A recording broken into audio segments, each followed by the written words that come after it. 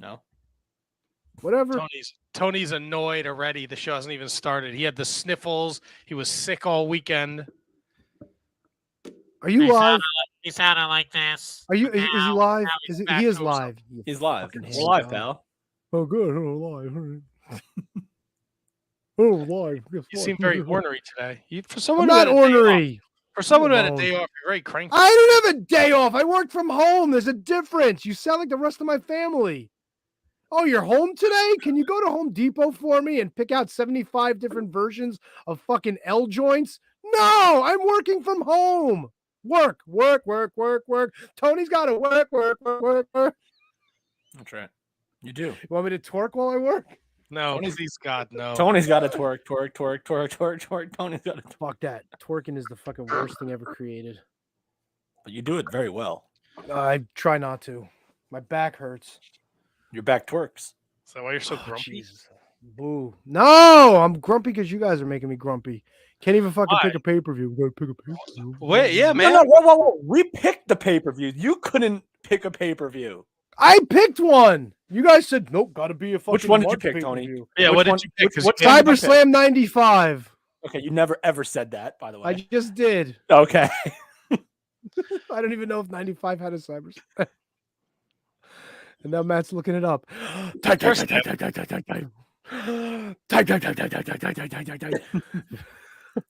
if there's a CyberSlam 95 and it's on the Peacock, I'll watch it.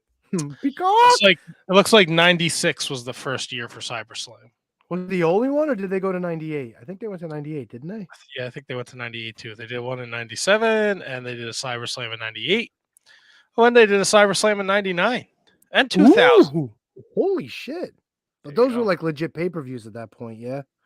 No. I think so. No? Come on. CyberSlam was never a pay-per-view. Ooh. The pay-per-views were always Guilty as Charged, Living Dangerously. Barely Legal. Barely Legal, but that wasn't like a yearly one. Yeah, it's true. Hardcore Heaven. November to Remember became a pay-per-view? Remember, yeah. December to Dismember. The best fucking ECW pay-per-view ever, Kev. That's right. Maybe we should cover that one. I think we did. No, I don't probably think we did. Wasn't it a Christmas turnbuckle throwback gimmick? Or no? Oh, now you're going to get Matt started on the throwbacks? I don't know. They always went in order. So they did like Starrcade 97, Starrcade 98. They dictated which shows we watched on those shows? Yes, it was their stupid Christmas show. I thought it was our Christmas show. No, we did our Christmas show separately. It was a joint production every year. If it's going to be that kind of show, I'm going to stick my dick in the mashed potatoes. Well, we got a jam-packed show for you. Kidd Bandit joins us early in the show. Steve Mack a little later on.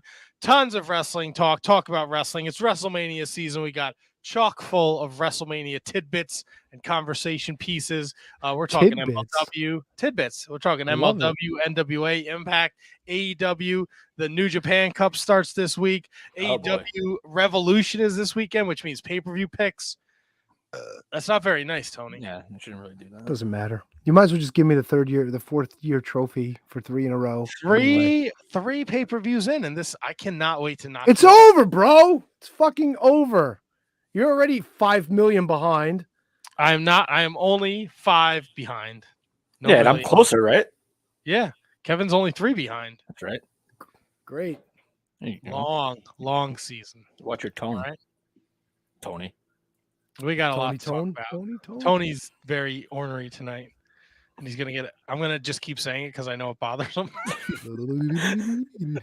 Such a great word, too. Kevin, he fixed his name for you. Oh, all right. I guess it didn't bother me that much because I didn't even notice that he did. Holy shit. Okay. It's all next. Kidd Bandit. Thank you.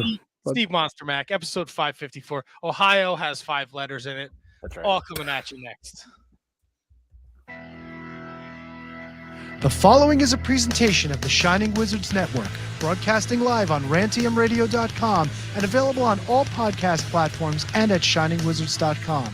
Follow us on social media at Wizards Podcast. Check out our merchandise at merch.shiningwizards.com. Do your Amazon shopping at amazon.shiningwizards.com and become a Patreon supporter at patreon.com/wizardspodcast. As always, we thank you for your continued support. And now, enjoy the show. Hey everybody, this is Sunny, the original diva of the WWE and 2011 WWE Hall of Famer, and you're listening to none other than the Shining Wizards. What's up, fuckers? I love the big package. And he's got those smelly balls. What the fuck are you talking about? Fucking loser. Fuck the Shining Wizards.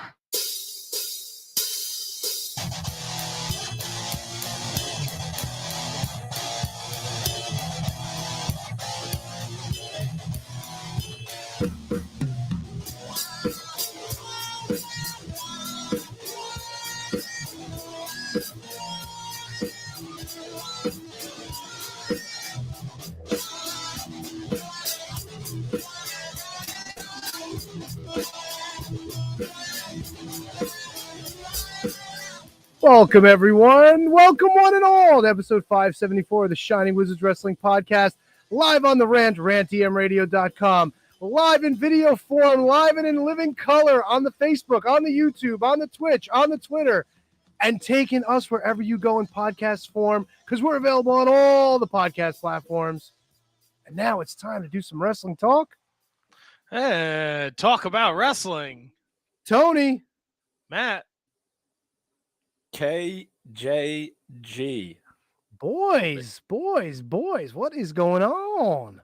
Tony, so I tried to do the pointing thing on the bonus episode Friday night that we did on YouTube. Mm-hmm.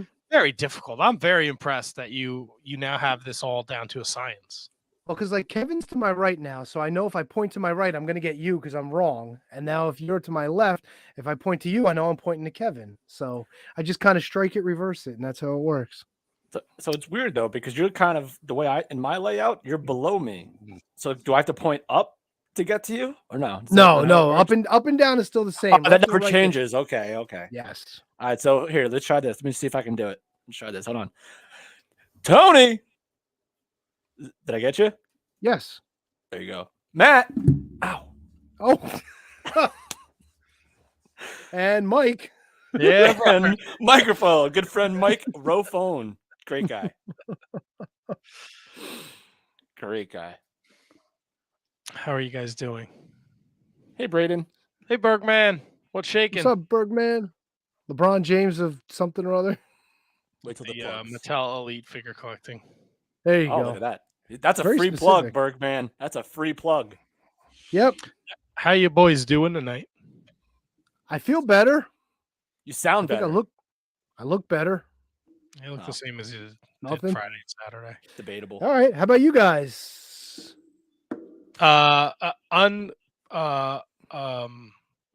Contrary to what you think, Tony, I'm excellent, and that does not involve making the sex with my wife or action figures.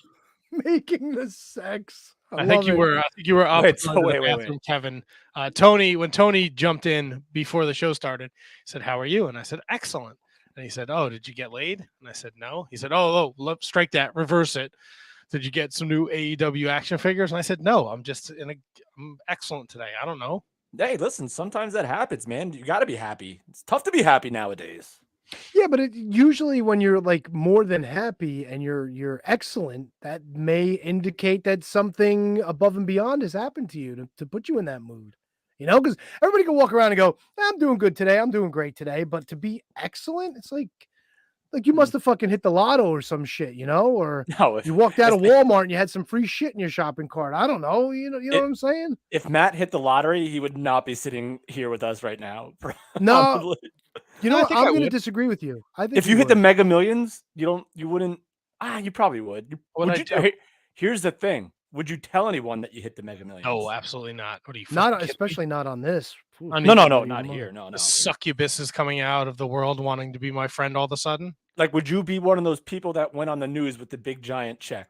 No, absolutely not. Are you fucking kidding me, Tony? Matt Squires brings an excellent point. If you didn't get laid and didn't get new action figures, you could always have sex with your old action figures. That would make things excellent. I was thinking the exact same joke. Thank you, Matt Squires. I'm doing neither. I am not making sex with my toys, you weirdos. All right, I'm going to take you to the 4chan rabbit hole. Oh, God, why? There's a whole There's a hole. There's a whole family. My bucket. There's a whole like thing. It's called hot glue. If you really want to Google that. What, like a glue gun? Sort of. You're in the right. I mean, ballpark. hot glue's been around for a while. Yes, it has, but not in the That's right. context I'm thinking of, Kev. Oh, this is 4chan. Oh my god. All right, never mind. I think Matt's Googling the hot glue right now. No, I was talking to our guest. Okay, you. Oh, about hot glue? It's awesome. We got something to talk about. Why do you hate me so much? What do you drink there, T Donk? I'm just having some iced tea, Donk. All right. That's all. Well done. I guess Kate missed last week. She wants to know who is this Kevin imposter? It's Kevin Garifo right above us. Oh, sorry, kayfabe. I mean, KJG, Kevin Joe. Wow, what do you mean? Well, I don't know what she means. I don't think she was here last week, so she didn't see you got a fancy new haircut. She wasn't in the. That's probably what it is. Gotcha. Well, thank you, Kate. It's not an imposter. It's me. It's D. Oh, damn it. It's me. It's KJG. And that's not a bad thing. That's a good thing. I fucking hate when he says that when I'm doing yoga at like the fucking 12-minute mark. Dude, he just made me do like fucking 4 5-count push-ups. My fucking arms are on fire, and he's like, "For those who know, they know. That's not a bad thing. People who It's know. a good thing." Have you? Dude. You have the app, right? Yes. There's like 2 workouts with the drill sergeant, the Marine. Have you tried those yet? Who's that? I want to say his name is Ryan, just because I don't remember. But one of the workouts he does has Zicky Dice in the background. So if you haven't seen Zicky Dice, you probably haven't done Ryan's. No, I've been doing workouts with I gotta open the app now because I forget his name. So wait, is that like, dude, is that like Peloton where they have like different instructors? No, they're all pre-recorded. I mean, they do have live workouts, but you have to, of course, tune in when they're live. But once they're done, they post them up as just regular workouts. So you could you can download them, but you can like watch them anytime and do your workout along with them. So Gotcha. it's sort of Pelotonish in ways, but not really. Like you don't need any kind of like other devices or anything for it. Back to Matt's point about he hates when he said it's DDP. I hate it. God, how bad did WWE butcher DDP? Oh, they fucking ruined him when they put him in a feud with Undertaker's wife. Like not even terrible. Not even like all right, you don't have to put him in your main event, but what they gave him was like, I mean, it probably triggered all this. It probably triggered DDP Yoga, the Positively page and all that stuff, but like God, it was so bad for a guy that was on top of the world in WCW. Live with Josh. Josh is the one, yes. I like Josh. Josh is a great guy. Oh, you've done the Josh workouts? Yes. I like Josh. Look, anything that is different from DDP is good for me after Hold it. Love that shit. Love it. Get on the DDPY, people. Why? Because it's good for you. It's fucking awesome. You do those DDPY burpees yet that he does? Those are fucking good. Oh, those are good. He does like 3 sets of them in a workout. It's pretty good. Pretty good. That's all I got. That's all you got? Right, see you guys next week. Yeah. Good all night, right. Well, everyone. this has been a fantastic episode. Make sure to rate, subscribe, review. God damn it, Squires. The new Yokozuna workout's called Pelotons. All right, that's pretty good. Oh, no love. Come on, Matt. No love for the jokes today. Matt says excellent, but I think Matt's like low key. No, here's the problem, Tony. If I react, I hate the puns. Okay, I hate them. All right, if I react, that means more incoming puns. I gotta no sell them sons of bitches. The fact that you just said that means nobody's going to be sending puns for the rest of the show. You hear me, chat? If you send puns, we're going to have beef, okay? Wow. That's right. I know. I got it. Took me a second, but I got there. Kevin. That was a great guess. I feel so bad for Kevin tonight. What do you mean? Unnecessary. Completely unnecessary. Don't feel bad for me, Argentina. The truth is, I never left you. All right, Kevin looks great. I look fantastic. Kevin's handsome. That's right. Did you get a chance to change after work today? No, so it's kind of his ears look a little bigger now, but that's okay. My ears were always big. I think the masks are like folding my ears out. Big. Yeah, no, it happens. I think the masks are folding my ears out. I think is what's happening. Matt's ears actually have kind of receded in his older years. He's wearing headphones, Tony. No, but like his ears used to like. You remember when he was a kid? His ears used to be like wow, like fucking like Dumbo. Yes, I remember when his ears were audible. Wow.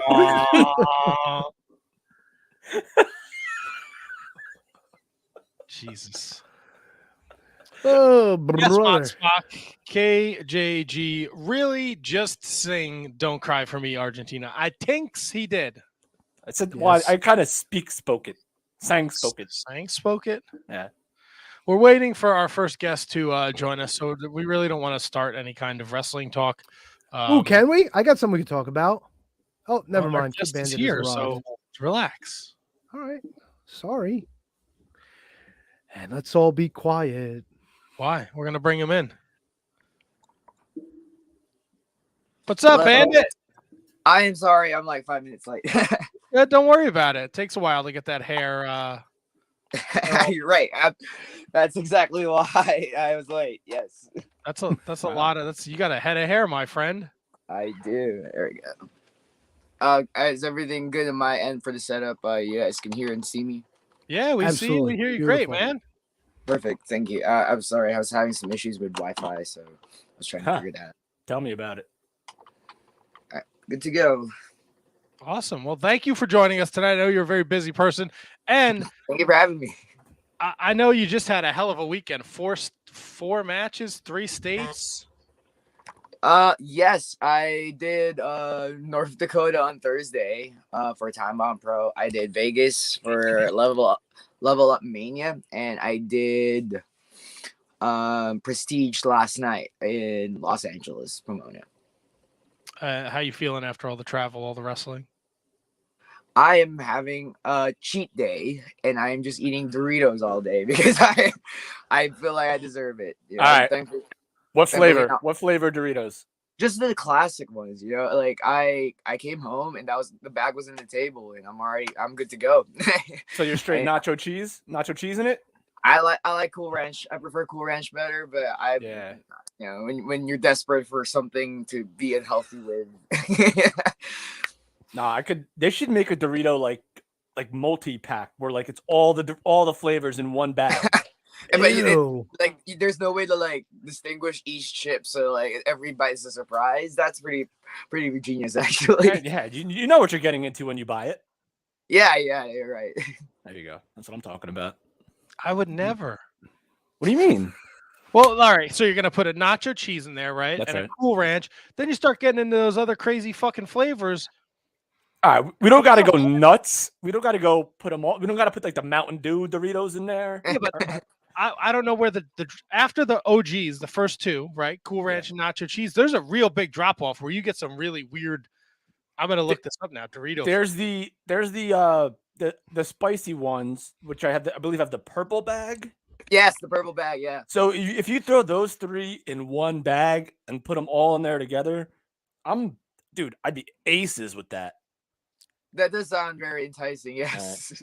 When did purple become the color for the spicy stuff? Like Takis are in a purple bag, spicy Doritos are in a purple bag. Like who designated purple as spicy? You would think red would be spicy, no? I agree. Yeah, red would be the spicy one. Well, I think I can answer that for you, Tony. So what are like some of the most common colors in the world? Blue, red. They're probably already taken. So yeah, the original Doritos in a red bag, right? So yes. So purple is probably. I mean, there's only so many you can do without like Microsoft Paint. I mean, honestly, if they really wanted like spicy, they should have made the black bag. I mean, the bag black. I think there is a black bag Dorito. Is there? I think there is. I am on the Doritos website and I do not see a black bag Dorito. Well, what kind of flavors you got? That's the Bandit flavor one now. I call dibs on that one. You're welcome, Doritos. We got apparently there's a flaming hot Cool Ranch. Whoa. Why would you and a double flaming down hot on that? nacho. Then we got crazy. our regular Cool Ranch and nacho cheese. Don't forget the 3D Doritos. Oh, the puffy ones, yeah. Flaming hot lemon. Yes, that one's good. All right. Oh, the that was. spicy- Didn't what's his name advertise that? The dude Post Lamone. What the hell is Post Malone? Yeah, he used to do the commercial. Remember, singing to the bag of Doritos. Hey, whatever Matt, happened, homeboy? He hasn't been on Relevant in a while. Did he dip? Oh, Post Malone. Haven't seen him in a what while happened? either. You wanted us to leave him alone. No. Oh, boo! Terrible. I like this kid. He's a fan of the puns. I love it. Love it. Matt is a huge puns fan. So if you've got any zingers, throw him his way. He'll be more than happy to listen. No more. All right, look, we could talk about. I don't think I could come up with something better than that. Not right now. I'm still marking out over that one. That was brilliant. We could talk about Doritos all night, but we're not here to talk about Doritos. We're here talking with Kidd Bandit. Now, look, 4 shows, 3 states. Last night at Prestige Wrestling, loaded card, but you were in a match with Kevin Blackwood, MV Young, Ethan HD, Bateman, and Adrian Quest.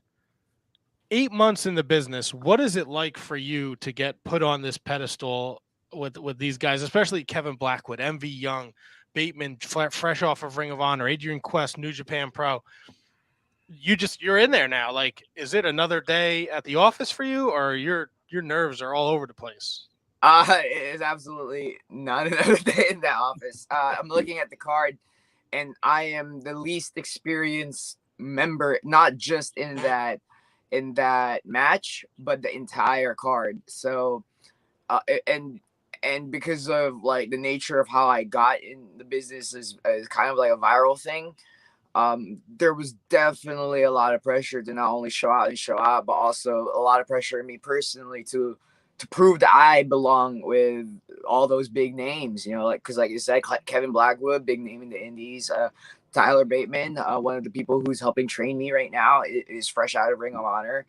Adrian Quest has been in multiple New Japan Strong tapings, you know, so MV Young, big name in the indies as well, you know, Enjoy Wrestling's champion. So definitely a lot of pressure to prove I belong. How do you think you did? I wish I had footage to watch. One of my trainers right now is JTG, who was also in the card, and he approved of everything I did. But I also suffer from being I guess I don't know the terminology for it, but I am an artist. I treat wrestling as an art, and we are often hypercritical of our performances, of our art. So it's hard to gauge that. Everybody said the fans were into me, so so they're not just gassing me up, basically. So when you do a loop like that, like the 3 shows for all these different states, is there any one that you're looking forward to more than the other, or is there just like one night that you think that there might be just a better atmosphere than others, without putting anyone down, obviously, because they're all important? In the case of this weekend, I definitely did have fun, kind of challenging myself almost. And so the first show I did was Time Bomb Bro at North Dakota, which is my very first debut in the Midwest scene. And I guess it's easy for me to see because I perform in all over the nation. So each area, each territory has a specific style that they like. So in the Midwest, it's very fast paced, very, very flashy. So I have to tap into that aspect of my performance where I need to be flashy. I need to be, very, very energetic. The next night, night 2 and night 3 of the tour, I was in Vegas and performing in an anime convention for Versus Pro. And anime convention, Kidd Bandit, easy. Just make as many references to anime as possible. Prestige Wrestling was live streamed on the IWTV. Lots of eyes on that promotion after Roseland, which actually trended, on Twitter. So the people who are watching it are really into the wrestling. The match stop I was in was a scramble, so just show up, show out with your greatest hits, basically. So that's how I approach this tour. It's every booking was showcasing a different aspect of me as a performer. That being said, I will end up doing circuits where I have to. It's a lot of the similar shows, so it's I think for that kind of circuit, I have to basically just be as consistent as possible, with what I do. Yeah. You mentioned your anime convention, and you had a wrestling match in the middle of the convention.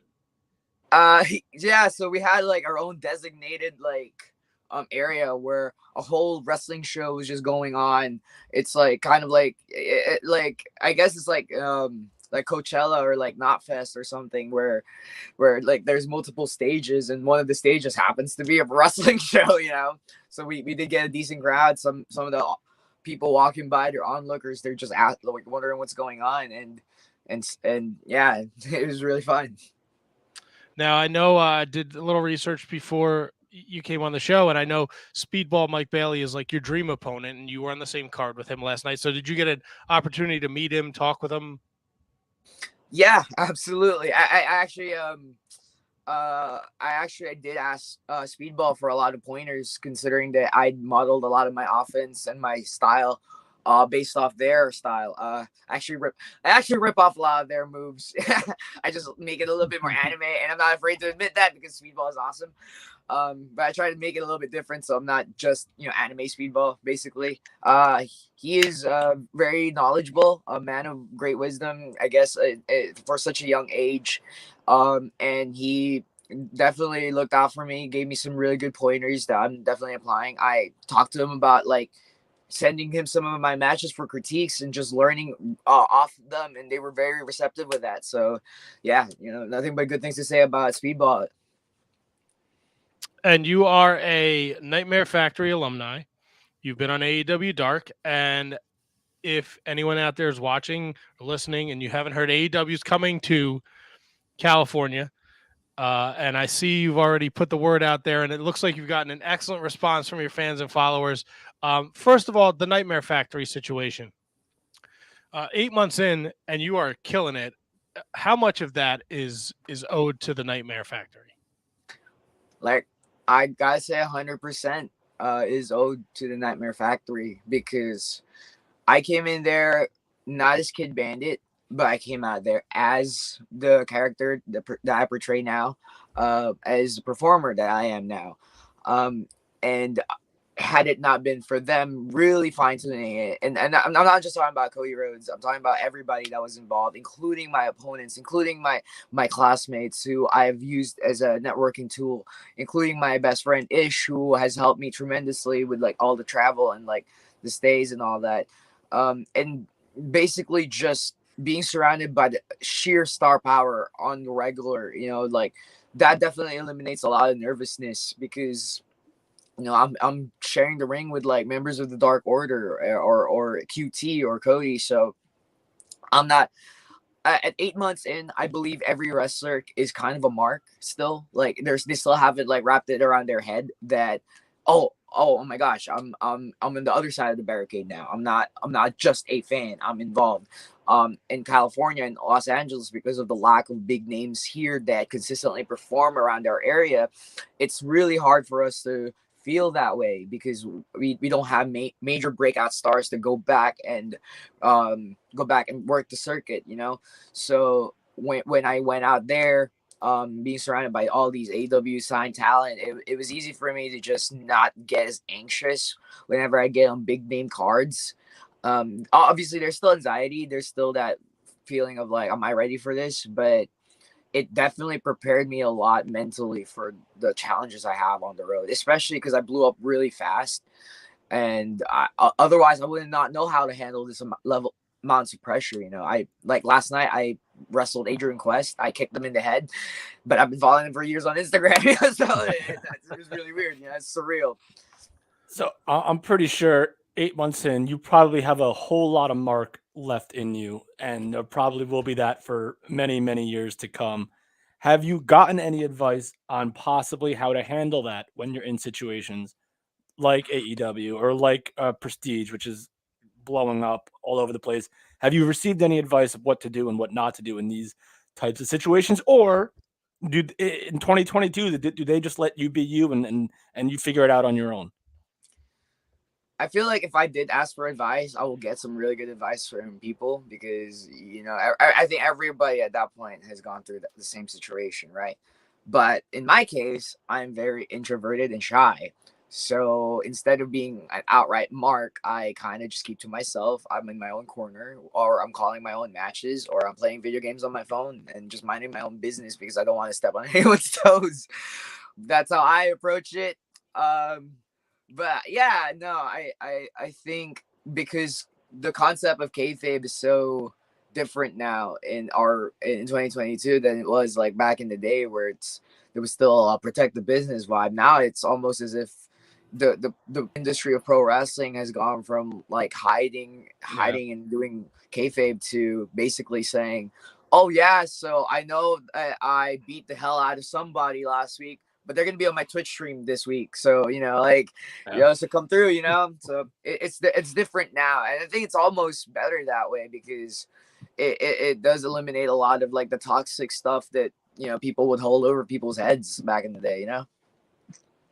Yeah, I feel like the transparency has become every single year. It seems like there's more and more transparency in the business, and old school people might think it's not cool, but I feel like people maybe like 35 and younger appreciate it more because it allows you more access to the people that you grew up watching and supporting and loving. Yeah, and I think one of the appeals of wrestling has always been the larger than life aspect for it. Like, and that's absolutely true. I agree with that. I always thought the Big Show sang his own theme song back in WWE. I thought a lot of the wrestlers sang their own theme song, because like to me when I was a kid they were just all so multi-talented, and I'm just like, wow, like they're not just wrestling, they're also singers and dancers. All right, Bandit. I need to know, who else did you think sung their own theme song? RVD, the one of a kind one, not the TNA Impact. Right. Theme. I thought Jeff Hardy sang his theme song. I know he did eventually in Impact, but No More Words. I thought that was Jeff. That's not Jeff? No, it's not Jeff. You're right. Yeah, you're right. And that's a different band. I know because I have it on my Spotify. I work out to that song. I thought Edge sang his, and it pissed me off because it was such a good song, but I hated Edge growing up. Which Edge theme song? Because he had a bunch. The latest one? Metalingus. Or Metalingus. I don't know how to the one that he has that. now that he still uses. The one he uses now. Yes. Yeah. Okay. Gotcha.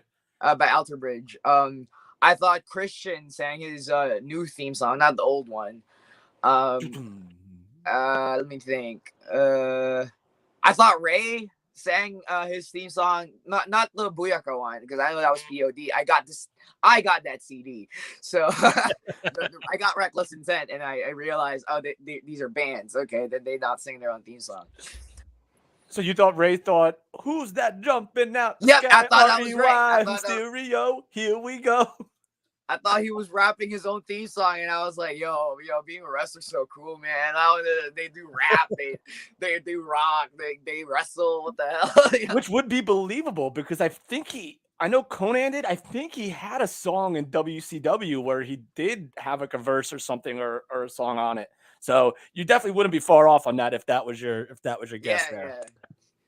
Yeah, but yeah, that's what I thought. I thought wrestlers were larger than life because they're so good, multi-talented. Whereas in my case, I feel like I got a lot of fans because I portray myself as me.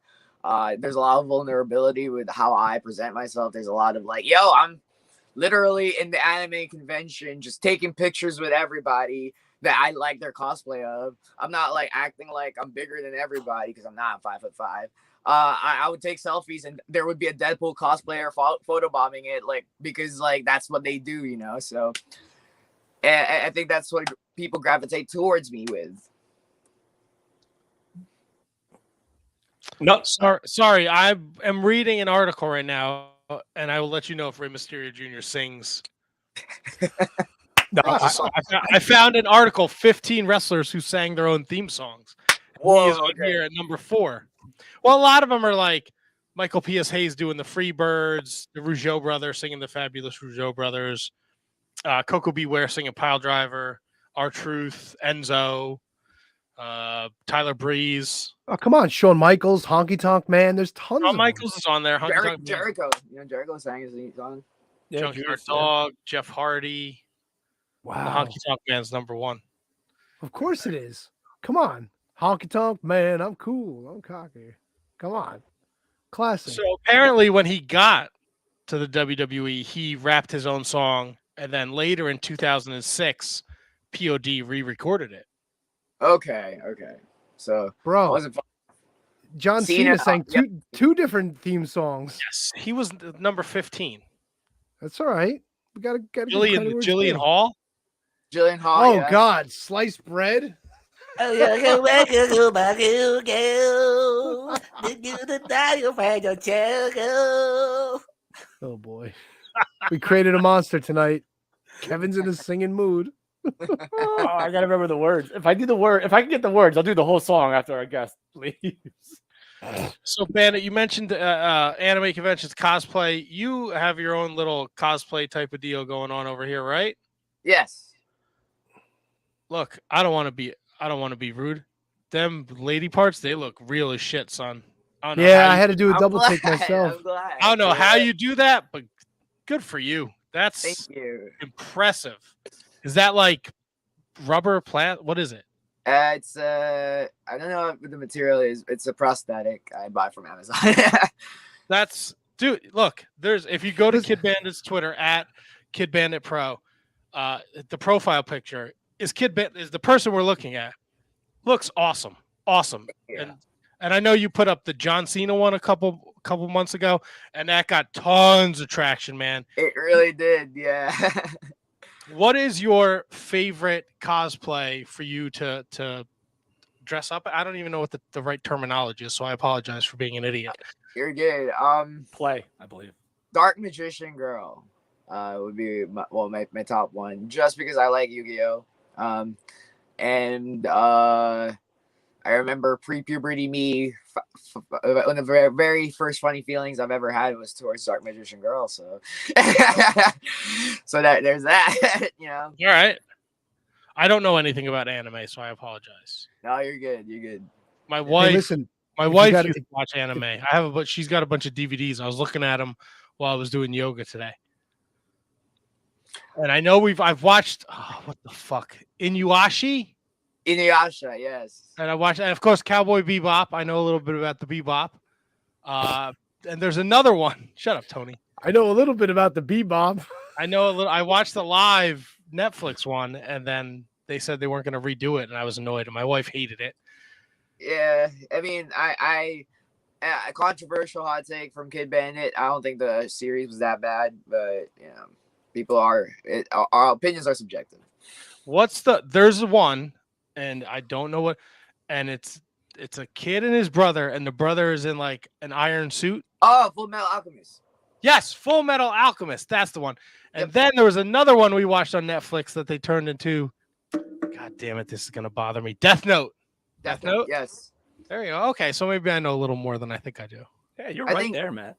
I think Death Note definitely has one of the biggest Western appeal because of the plot. It's tangled in a lot of intricate plot points and twists. The characters are very compelling, and even I think the problem with anime is it does tug on the heartstrings too often without like creating an aesthetic that Westerners like us who aren't really into the anime like genre itself, like we can't really relate to it because a lot of the anime characters are exaggerated.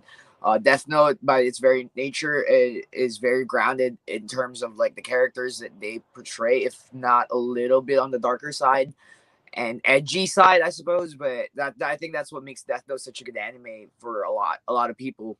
Not just based off age either. I think it was a great, perfect anime in my opinion.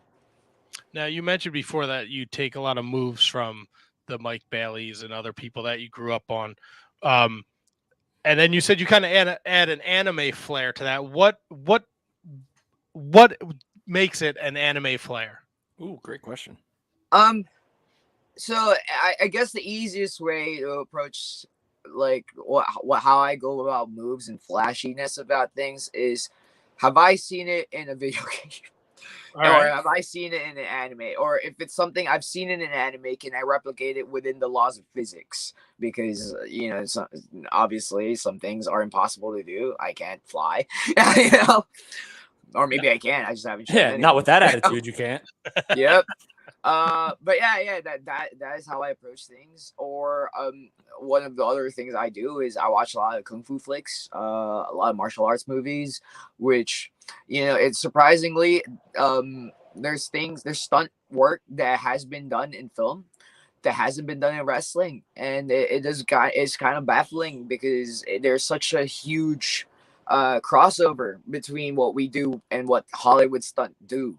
So I feel like not a lot of people tap into that yet in wrestling. So if I could hopefully create that like bridge, or not even create it, but like help like showcase that this is a gold mine for us to take from. Obviously the moves are really hard.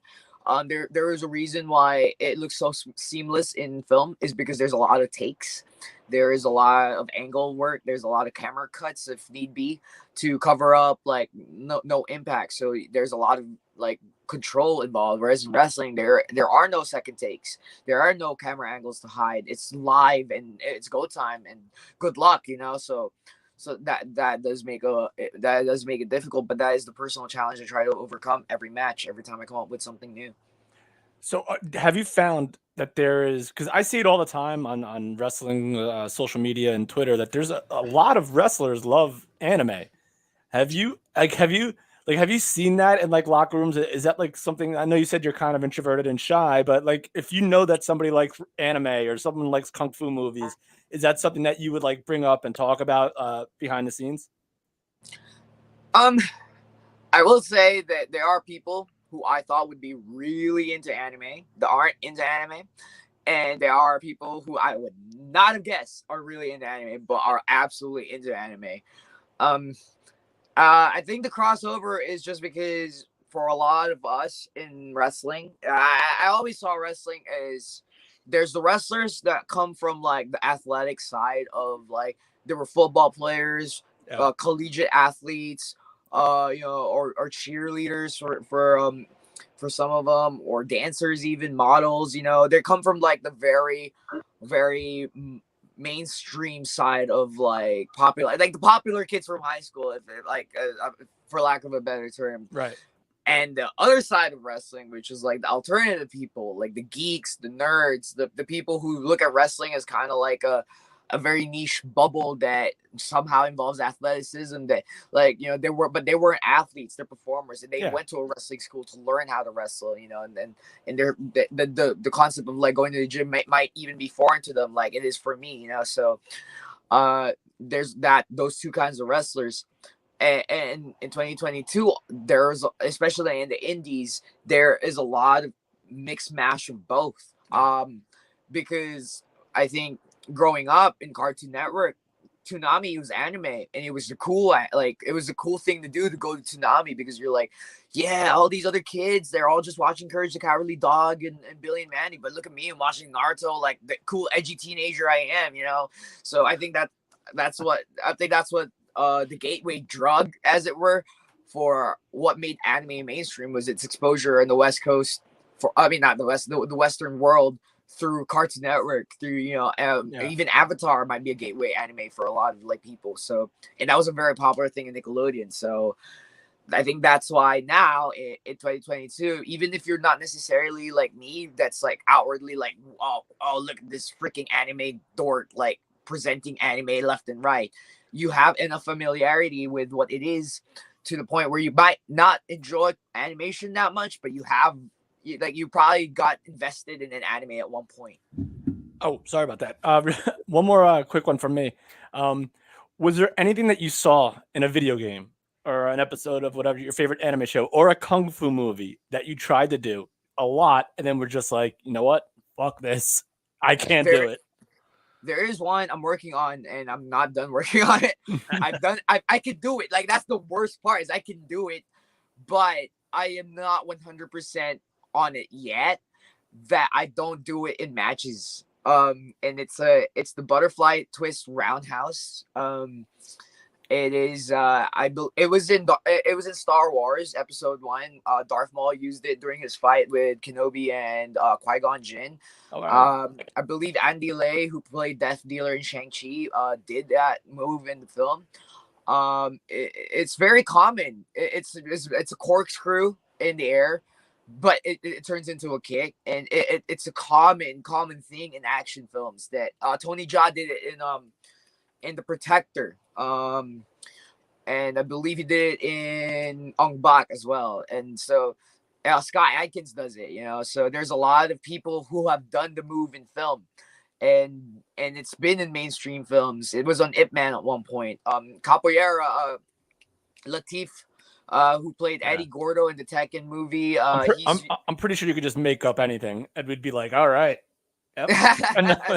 Sorry, I go off a tangent. No, you're fine, dude. You're fine. Yeah, because I'm kind of like I said, I'm dorky, and I'm like, research all it. But like this move is so common in film, but it has never been done in wrestling, and I'm like, what is going on? Like, why doesn't anybody use this yet? And now that I'm workshopping it, I understand why. It's because there's a lot of room for error for it. I'm sure if you keep at it, you'll get it sooner than later. Matthew Birch wants to know how much you've enjoyed working for Deadlock Pro Wrestling in North Carolina, and how is the experience like of wrestling Ho Ho Lun at DPW? You already know pay-per-view. So I always like Ho Ho because we have I like their hair. Number one, I like Ho Ho's hair. Number two, because they just kind of had a certain appeal to me, and I guess we can talk about a little bit about representation. There's not a lot of non-Japanese Asian wrestlers in the mainstream feds. So I'm part Japanese, but I'm more Filipino blooded than I am Japanese. So it's just refreshing.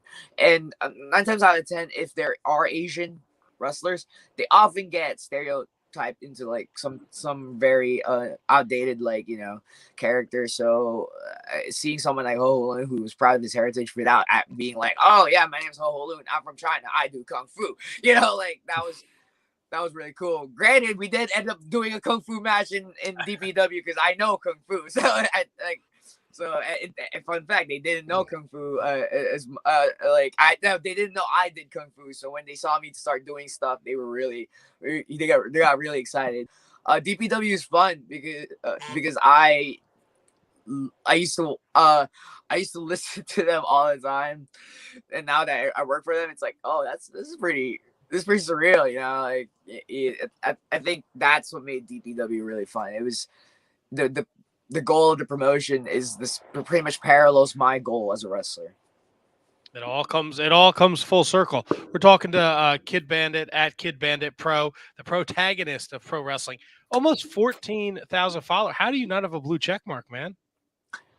I don't know. Okay, so I applied for it, right? And they said, yeah, we need references. I'm like, okay, so here's some articles. And then they never got back to me. I'm like, okay. It's such a pain in the ass. It is. 10 years we've been doing this goddamn podcast, and we can't even get a blue check mark. Yeah.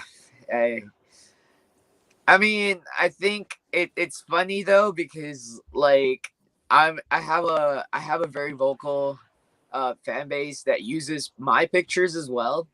So some of them use pictures of me as their profile pictures, and I would see someone post something and they have my picture, and I'm like, did I say that? No, this is a fan saying this stuff. So the blue check mark will definitely help, I think. That would help. Yeah, that would help. Weed out all the fakers and all the people that may not have bad intentions, but still using it without your say so, and using it without even knowing. Okay with it. Yeah. But I just hope none of them say anything really bad under my guise, basically. Yeah, that's what in 2022, that's a real risk. That could happen to anybody. Yeah, especially Kidd Bandit. Yeah. What can people expect to see in 2022 with Kidd Bandit? I hope I get signed. That'll be nice. God, that's awesome. I'm not even gonna hide about that. I hope I make a lot of money and I get signed. Boom. Next. You know what? You can't. It's honest. That's what you get into the wrestling business for, right? Yep, I want to be in a video game. I want my own action figure. I want to be able to buy my own car. You know, I want a 1967 Chevy Impala. Boom. Awesome. Those are good cars, man. Let me ask you this though: you got all these followers and this huge fan base. Has anyone ever tried to make like a custom Kidd Bandit action figure? Oh, you got them. So you probably got a shelf behind. No. They made it for themselves. I don't have it. They didn't have it. They didn't send it to you. No, they made it and they kept it, but they sent me a picture of them, and I'm like, nice. I love it. All right, that's cool. That's still pretty dope. It is really, really cool. There's 2 of them actually, so yes. Nice. But you don't have either of them. I do not. I have to do something about that. People, you got to up your game. If you're making custom figures, you're making a Kidd Bandit, and you got to bring it to. Maybe they're waiting till you come to their area, and then they're going to present it to you. You know what? Yeah, I would. Man, I'd probably cry if they do that. You know, like if they do that before a match, I'll be like, I can't wrestle anymore. I'm too emotional now. Yeah, I'm out. That's it. No, because it's hand the envelope back. Yeah. It's kind of a sad story because that's how I pay for I travel for wrestling, but because of like me being a newer wrestler, I have to unfortunately pay for my travel sometimes. Yeah. And that's how I afford it. I used to have a big action figure. Look, I used to have a lot of like SH figure arts. Nice. Some of them were loose, some of them are not. And I would sell them on eBay to pay for my travel. So it is, and growing up with no friends, like, you know, like sometimes they're your babies. They're the friends that you have, and seeing them go to help pursue my dreams is almost like, you know, selling your children to fund, you know. But hopefully, I get to restock my collection one day. Well, you will when you get signed. You know? When you get signed, man. When you get signed, you will, bro. And in the meantime, go to whatamaneuver.net/Kidd-Bandit. Buy a Kidd Bandit t-shirt. Yeah, Help him. Help him buy his babies back. Help him get to his next show. Help him get one step closer to signing that lucrative deal so he could buy the Impala. Yes, that would be nice. And then when when the Bandit is a superstar, we could be like, hey, remember us? Hey. Yeah, I remember y'all. Like I told y'all the sad story about my action figures. then hopefully I'm rich enough that I can get custom figures for all of you. And get them sent to you guys. You know, for no reason, just because I have the money to do so. You know. I would love to add another action figure to my collection. That's the promise. When I make it, I'm making like Dwayne The Rock Johnson Bucks. And I get back on this podcast, I'm getting all 3 of your own action figures. That is a promise. You guys could you guys could like send me this clip, then, and I'll have to I'll have to keep my word. You know. Awesome. I can't wait. We're gonna hold you to it because I can't wait. I hope y'all do. We're not going anywhere. We've been around a while. Yeah. Bandit, this has been an absolute pleasure. I know you're very busy. I'm sure you're tired from all the travel. We have a jam-packed show, but it has been an absolute pleasure. Before we let you go for the night, is there anything you want to leave our listeners with, your fans, anyone who's out there whose ears this is reaching? Wrestling is for everyone. If you do plan on choosing this, if you're planning to walk the path of being a pro wrestler, a person involved with wrestling, be it podcasting like you three, or being a ref, manager, you know, don't be discouraged. It is the most accessible it's been since forever, because back then, from what the horror stories I've been told, it was such a hard industry to break into. Now you got like ads on the internet for it. There's a YouTube channel that shows like how to do moves now. So kayfabe is a different word in 2022 than it was in like 1980. So if you love this as much as I do it. Chase your dream, you know, and good luck. Awesome. Bandit, this has been amazing. Kate the Great says, what a sweet person. Where? I want to meet them. Thank you. Thank you so much. Thank you, Kate. Anytime you want to come back on the show, we'd love to have you. And I'm going to slide into your DMs after the show. We'd love to send you a t-shirt, Shining Wizards t-shirt if you'd rock it. So I'll wear it. You know what? I'll wear it the next DPW taping. Why not? Oh, I love it. If they let me. All right, fair enough. Hey, fair enough. Bandit, it's been an absolute pleasure. Anytime, seriously, you want to come back on, just hit us up. We always will make time for you. Honestly, I'm free every Monday. Yes. Yeah. Around this time, Mondays, I'm usually free. If not, I prefer a little bit earlier. But yeah, any Monday's good. Awesome. Bandit, it's been an absolute pleasure. Follow Kidd Bandit at Kidd Bandit Pro on Twitter, Instagram, Facebook. He's got a Patreon. The What a Maneuver. He's got T-shirts. Get them, grab them, support Kidd Bandit. A lot of people on the Twitter feed love to get Kidd Bandit trending. He's got a huge fan base. Follow him. So be along for the ride, because then he signs his contract. Then he's got to make custom figures of our ugly mugs, and that's going to be something else, people. Hell yeah. Don't even worry about it. Thank you so much. Bandit, thank you. Have a great night. You too. Bye. Thanks, Bandit. Be well. Guys. Oh, sorry. I think I cut him out of there a little early. Kidd Bandit, that was fun. What a great person. I really do hope the Bandit becomes like a household name. I mean, I don't see how he can't, based on that talk. Like, I mean, who wouldn't want to be around that guy? No, he's good people. Right? Good people. Matt, dare I say? Tony, dare I say? Top 5? For it. Yeah. We talked about Doritos for like the first 4 minutes of the show. That's incredible. And we talked about prosthetic boobs and yeah, that got away from me. And Matt, the only reason Matt's DMing him, he's like, oh, he's sliding a T-shirt in there, going like, "Yo, can you hit me up with that link for them boobs?" Well, did you see that? It's on Twitter. On Twitter, there's boobs. Boobs. Yes. Boobs. That like you could. They light up. So light up boobs? Yeah, so they're like implants, or I don't know if they're inside or outside, or they're on top or where they are, but you could get colors of what you want your boobs to blink as. Did you know if a breast is big enough, you could put a flashlight under it and light the whole thing up? Are you trying to do a commercial for that? No, I'm just saying. Wait, well, yeah, of course. Yeah, if the movie's big enough. Okay. You can put a salami in there too, and it'll light up. What? Wait, what are you talking about? Wait, what are you talking about with the flashlight? You can put anything under in a boob that's big enough. Right? What was the point about the flashlight?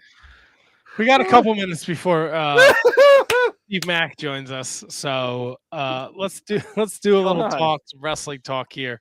It's WrestleMania season. Yay! And the rumor mill is just brother. I don't know.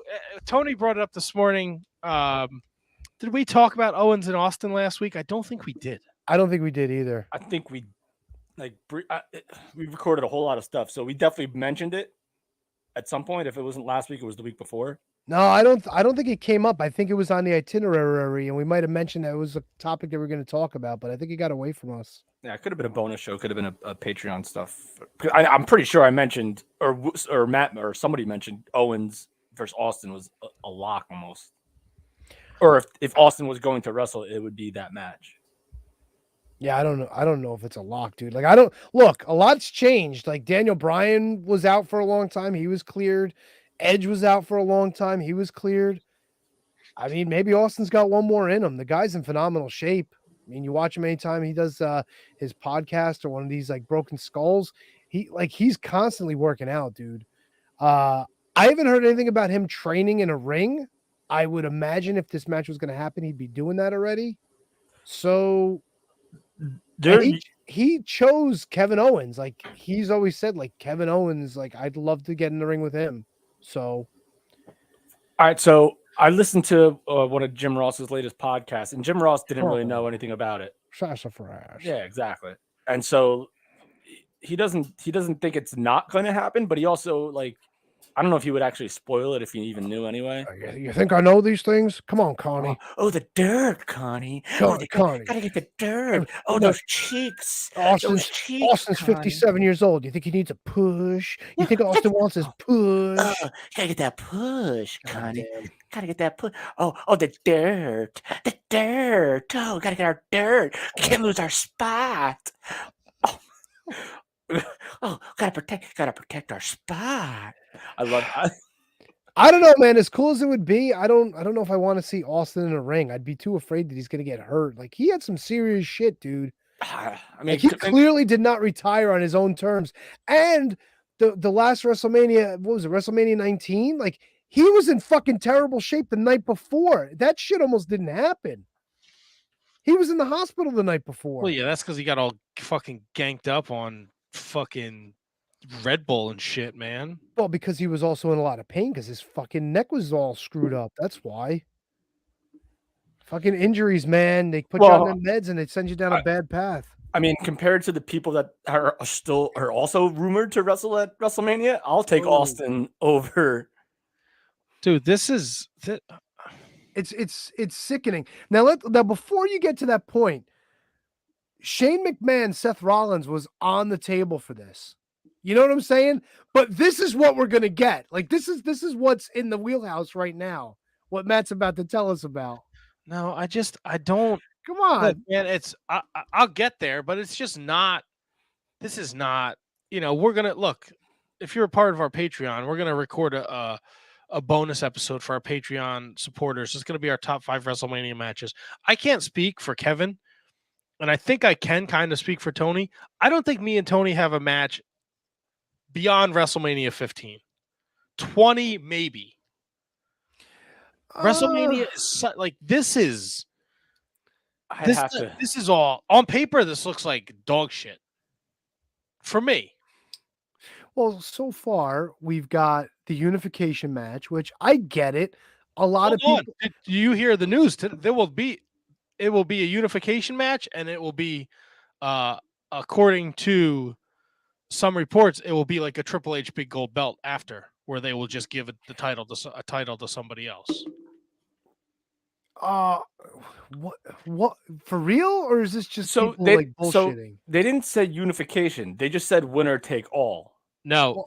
First it came out unification match. WWE announced that it would be a unification match. Paul Heyman used all of those words, every single variety of those words on SmackDown on Friday. Why do I know? Because I watched our boy Jay George on SmackDown on Friday. And then, but yes, Paul Heyman said winner take all, title for title, unification. He used all the euphemisms, every single one. And then I think I have it over here. The reports are saying that the wrestling industry is let me find the exact excellent. No, I'm sorry. Just give me 1 second to find this stupid news article. Well, the other match that we didn't talk about, I mean, it was Shane McMahon, Seth Rollins was in the hopper until Shane McMahon got fired and they threw all that shit out the window. But Kevin, do you have any interest in seeing Mr. McMahon get back in the ring? And if you do, would that interest be in a match against Pat McAfee? Actually, yeah. Really? Like, just because, like, what, like, it's like the whole train wreck argument or the whole, like, car crash. You don't want to watch it, but you can't look away. Yeah, but I think that's pretty dangerous. Like, look, Luther. No, all right. First of all, I don't think he's going to be in a match. It'll be all bells and whistles. He's not going to. I mean, that's the other thing too. Like, Hulk Hogan was in a match against Sting, and then like just other shit. Right, Vince and Bret Hart, yeah, and Vince. But then again, that was also Vince, what, 10, 15 years ago at this point? Like, he's 76. Well, that's what I mean. Like, you watch Vince now with this Austin Theory shit, and it's like, he's just a fucking old, like, man. Like, I get it. He's still big, and he still works out and whatnot, but he's a fucking old man. Oh, I think that's the angle. Kevin said bells and whistles. I think they're going to set it. So, Vince is going to be on the Pat McAfee show Thursday, because that's where Aaron Rodgers goes to say stupid shit all the time. So this will fall right in line with that. But a lot of people, I saw this report, I think Saturday when we finished doing our bonus show, and I put it out there. And a lot of people seem to think that it's, to Kevin's point, bells and whistles, and you'll see Austin Theory against Pat McAfee. Any chance it'll be a tag match with Austin and Vince, where maybe Vince does one thing? Because, like, you remember, it wasn't too long ago when they tried to recruit Gronk, and then there was videos of Vince taking that bump that Gronk was going to do. He did it himself on those pads.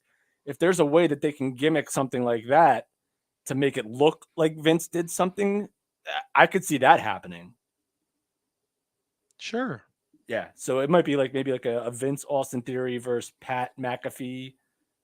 Maybe bring in a football guy. Maybe bring. Oh no, you can't do that. You have to bring in. Yeah, you can't have two football guys wrestle. Vince McMahon and Austin Theory. There you go. Kate says, "Oh God," against Pat McAfee and Corey Graves. I'll take it. I'll take it. No. What do you mean? What are they giving us now that you really care about? Who cares? I want to see Brock and Roman. I am so interested in this match. You have no idea how much I want to see this match. I know at the memes have been going around where this match has happened a billion times.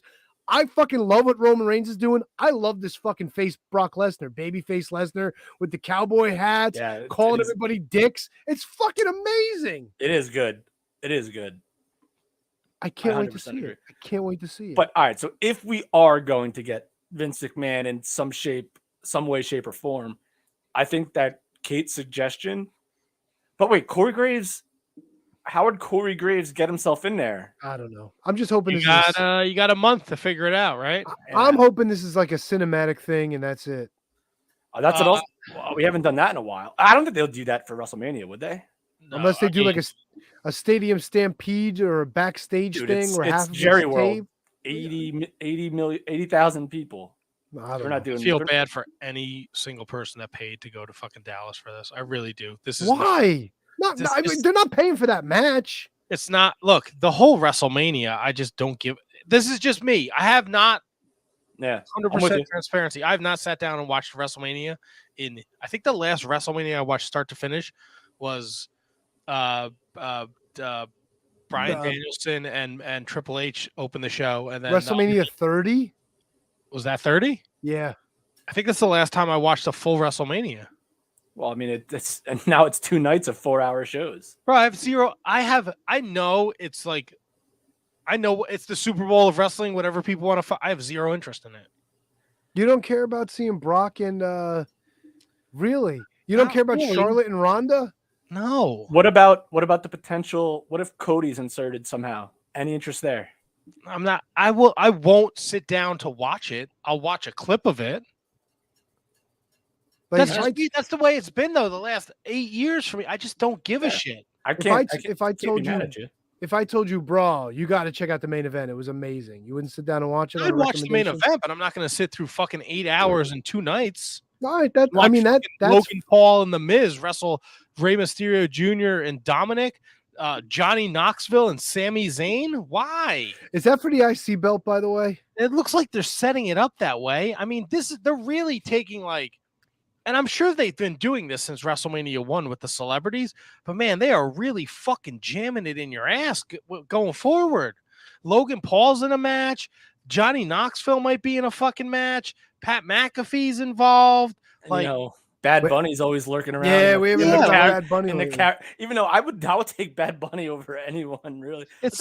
I take Bad Bunny over half the roster. It's too much with the celebrities though, because then when the celebrities start doing it, everybody gets the impression that they can do it, and that's not what wrestling's about. You know what I'm saying? But it's not. But at the end of the day, it's not up to the people that think they can do it. It's up to Vince McMahon who allows them to do it. That's the point. Yeah, absolutely, 100%. 100%. To put a bow on this before we let Mr. Mack in here, the quote I found about the unification title, I was told that it's not feasible in the modern environment to not have each brand, given the 2 networks, have a champion. So this will be a unification match, and then they will not forget about it, but there will be 2 champions. Yes, and probably that means that whoever wins will be on both shows for a little bit.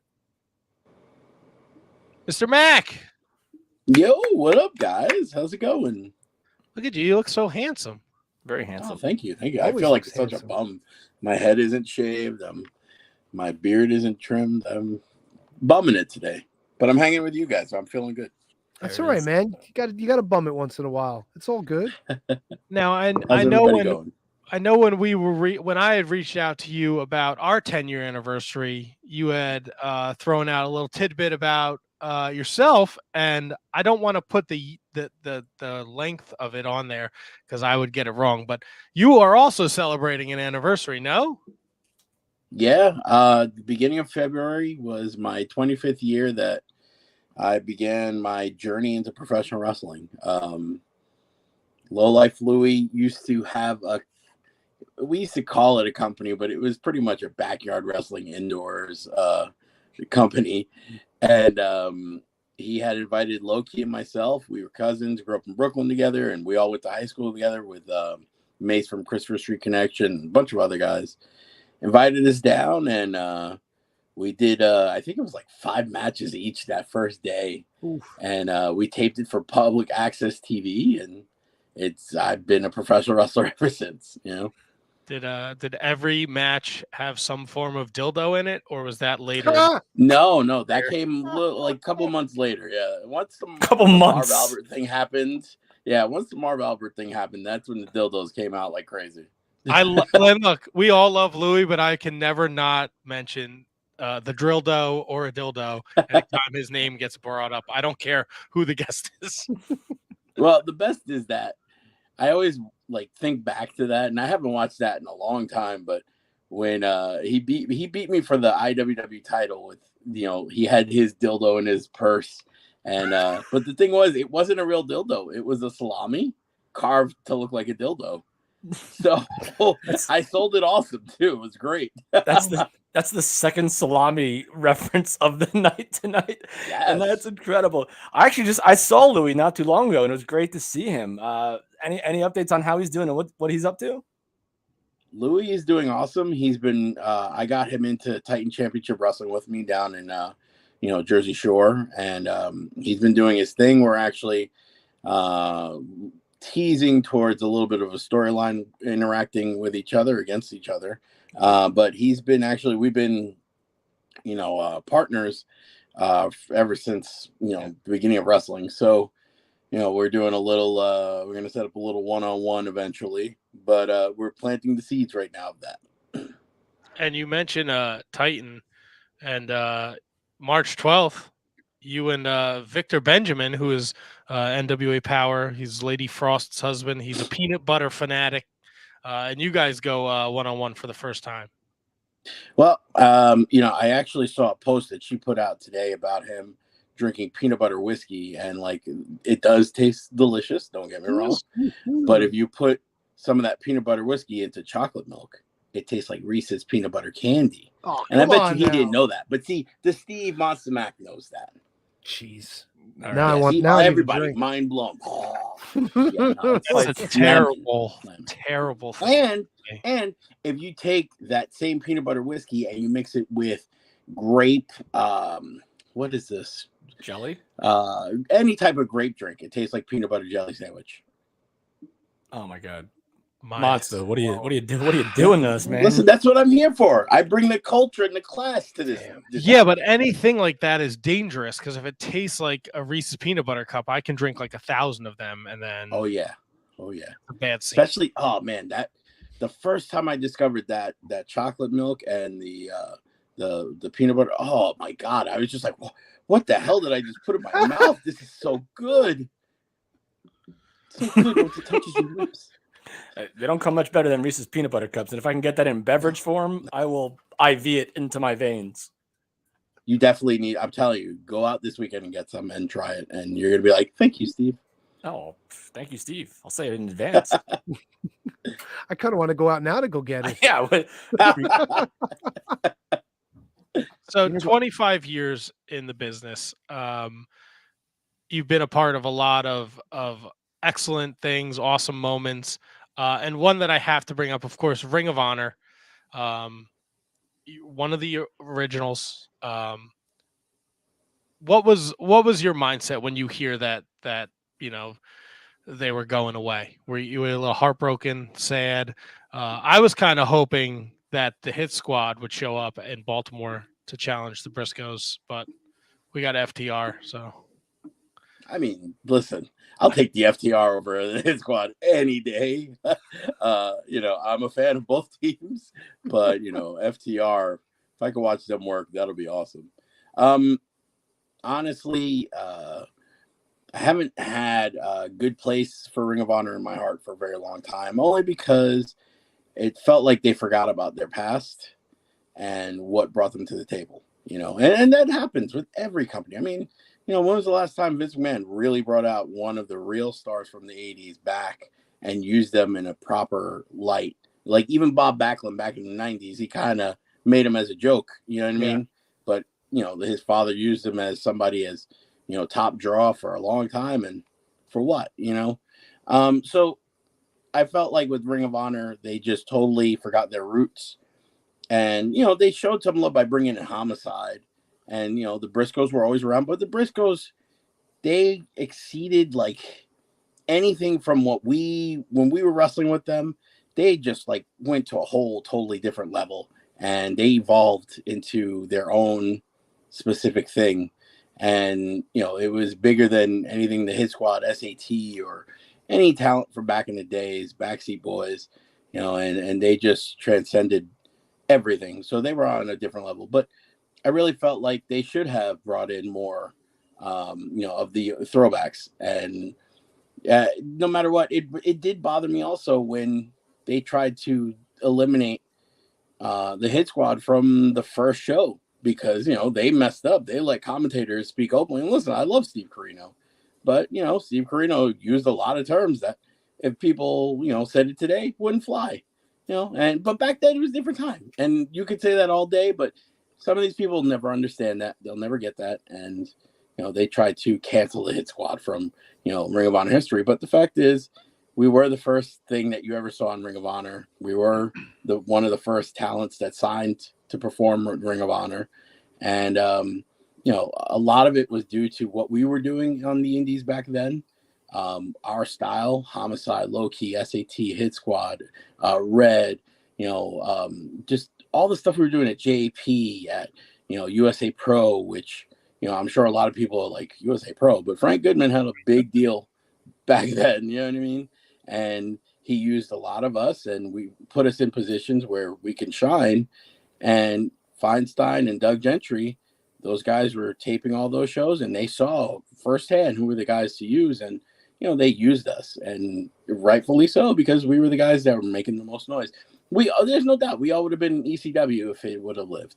It just would have been a matter of time. But instead, we went to Ring of Honor and created something there. So, it's always something special. But, at the same time, like I said, it had lost some of its love in my heart just because of how things went. They never acknowledged any of their original crew. And that first year, I mean, we all had to go out there and we didn't know people were going to really be into it, and we had to go out and put on a show no matter what. And we're the ones that drew that first group. Feinstein had the promotion behind it, but, if we're not going out there killing ourselves, those fans even come in and check out the product, so, just a little payback would have been nice. Right. I know you did the Apron Bump podcast with Kyle, because I've done a couple episodes too. And actually, we watched an old Ring of Honor show. The commentary was, there was like a girl in the front row. They're like, oh, look at the girl in the front row. And someone was like, dude, she's like 14. And the other commentator was like, oh, she's kind of hot. And I was like, what the fuck? Yeah. Like, what? And listen, I'm not going to sit there and say I'm innocent because I know I've said stupid things on commentary too. Of course. But again, people knew that you had a sense of humor, and you could say certain things and get away with it because you were joking around for the most part. There are some predators out there who got away with some stuff, but for the most part, you could say certain things and not have to worry about it. Now it's a different story. Now everybody's real sensitive to things, and you got to watch what you say all the time, even if it was 20 years ago. Which is kind of ridiculous to me, but whatever. It is what it is. That's why we scrub our catalogs every week. Mm-hmm. I believe it. I believe it. So Mac, so with the uncertainty, I know you're saying that you don't have a super soft place in your heart for Ring of Honor, but with the uncertainty of its future, if there is future Hall of Fame classes, are the Hit Squad Ring of Honor Hall of Famers? If we are, it wouldn't be until like the third or fourth class. And the reason why I say that is because we weren't there long enough to really, we were only there for a year and a half. And like I said, while we did bring in, the people to watch the product, there was a lot of better talents. I mean, Kings of Wrestling right off the bat, Cesaro and Chris Hero. I mean, I would never fight anybody that said they were better than us. Charlie Haas, Shelton Benjamin, the world's greatest tag team. That's a legit thing. You know what I mean? There's a lot of tag teams who, if they got put in before us, I wouldn't have a problem with. And to be honest, if I don't make it into the Ring of Honor Hall of Fame, that's okay too. I always say it like this, and you guys know me for a long time. Yeah. I'm a short, fat Hispanic guy from Brooklyn. I didn't expect to do anything with life. I just, this is cool.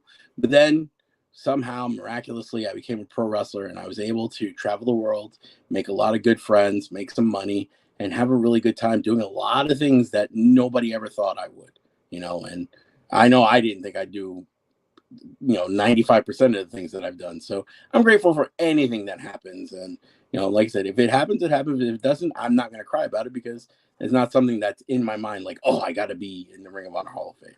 Now, Homicide doesn't get in, then that would be a travesty of justice to me. You know what I mean? Homicide is the reason why Ring of Honor exists. The sole reason. He trained guys and he was a star. And he helped with the background, helping Gabe book things and creative decisions and stuff like that. So, that's someone that needs to be in. And he should have been in this first class with Joe, Punk, and Briscoes and American Dragon. 25 years. You think you'd be doing it that long? Not at all. No. Honestly, I was ready to give up at like 15 years. And like I was in a really just, I'm not going to get to TV. I'm not going to, little I know, at like my 20th year, I got to work for WWE, which, I never saw that coming. You know what I mean? But I just was ready, to just let it go. And honestly, I've been ready for like the last 2 or 3 years to just walk away. But I'm like, let's see if I can make it to 25. And, right now there's no real, I don't see an end game, but at the same time, I see the light at the end of the tunnel. So like when I walk away, I'm not going to be like, oh, this is Steve Mack's retirement, because I've learned that everybody who says they're going to retire comes back. So I'm just going to disappear. You're not going to see me anymore. You may see me every once in a while. You may not. I really can't tell you. You're going to deprive us of the boots in the ring? Or no, I'm not going to do all that. You're not going to do. Come on, I want Steve Mack boots. No. See, like as cool as that tradition is, the problem is I know I'd want to be back. There might be a chance at 60 where I'm like, I could really wrestle that Joey Janela kid, and we might make some. Yeah, I'm saying like. Okay, hypothetical question. You do decide you're going to leave your boots in the ring, but the caveat is you also get to sing a song on the way out. Oh, shit. What's Monster Mack singing on his way out of the ring? A little karaoke style. 99% says Jesse's Girl by Rick Springfield. What? Nice. What? Nice. I did. Yes.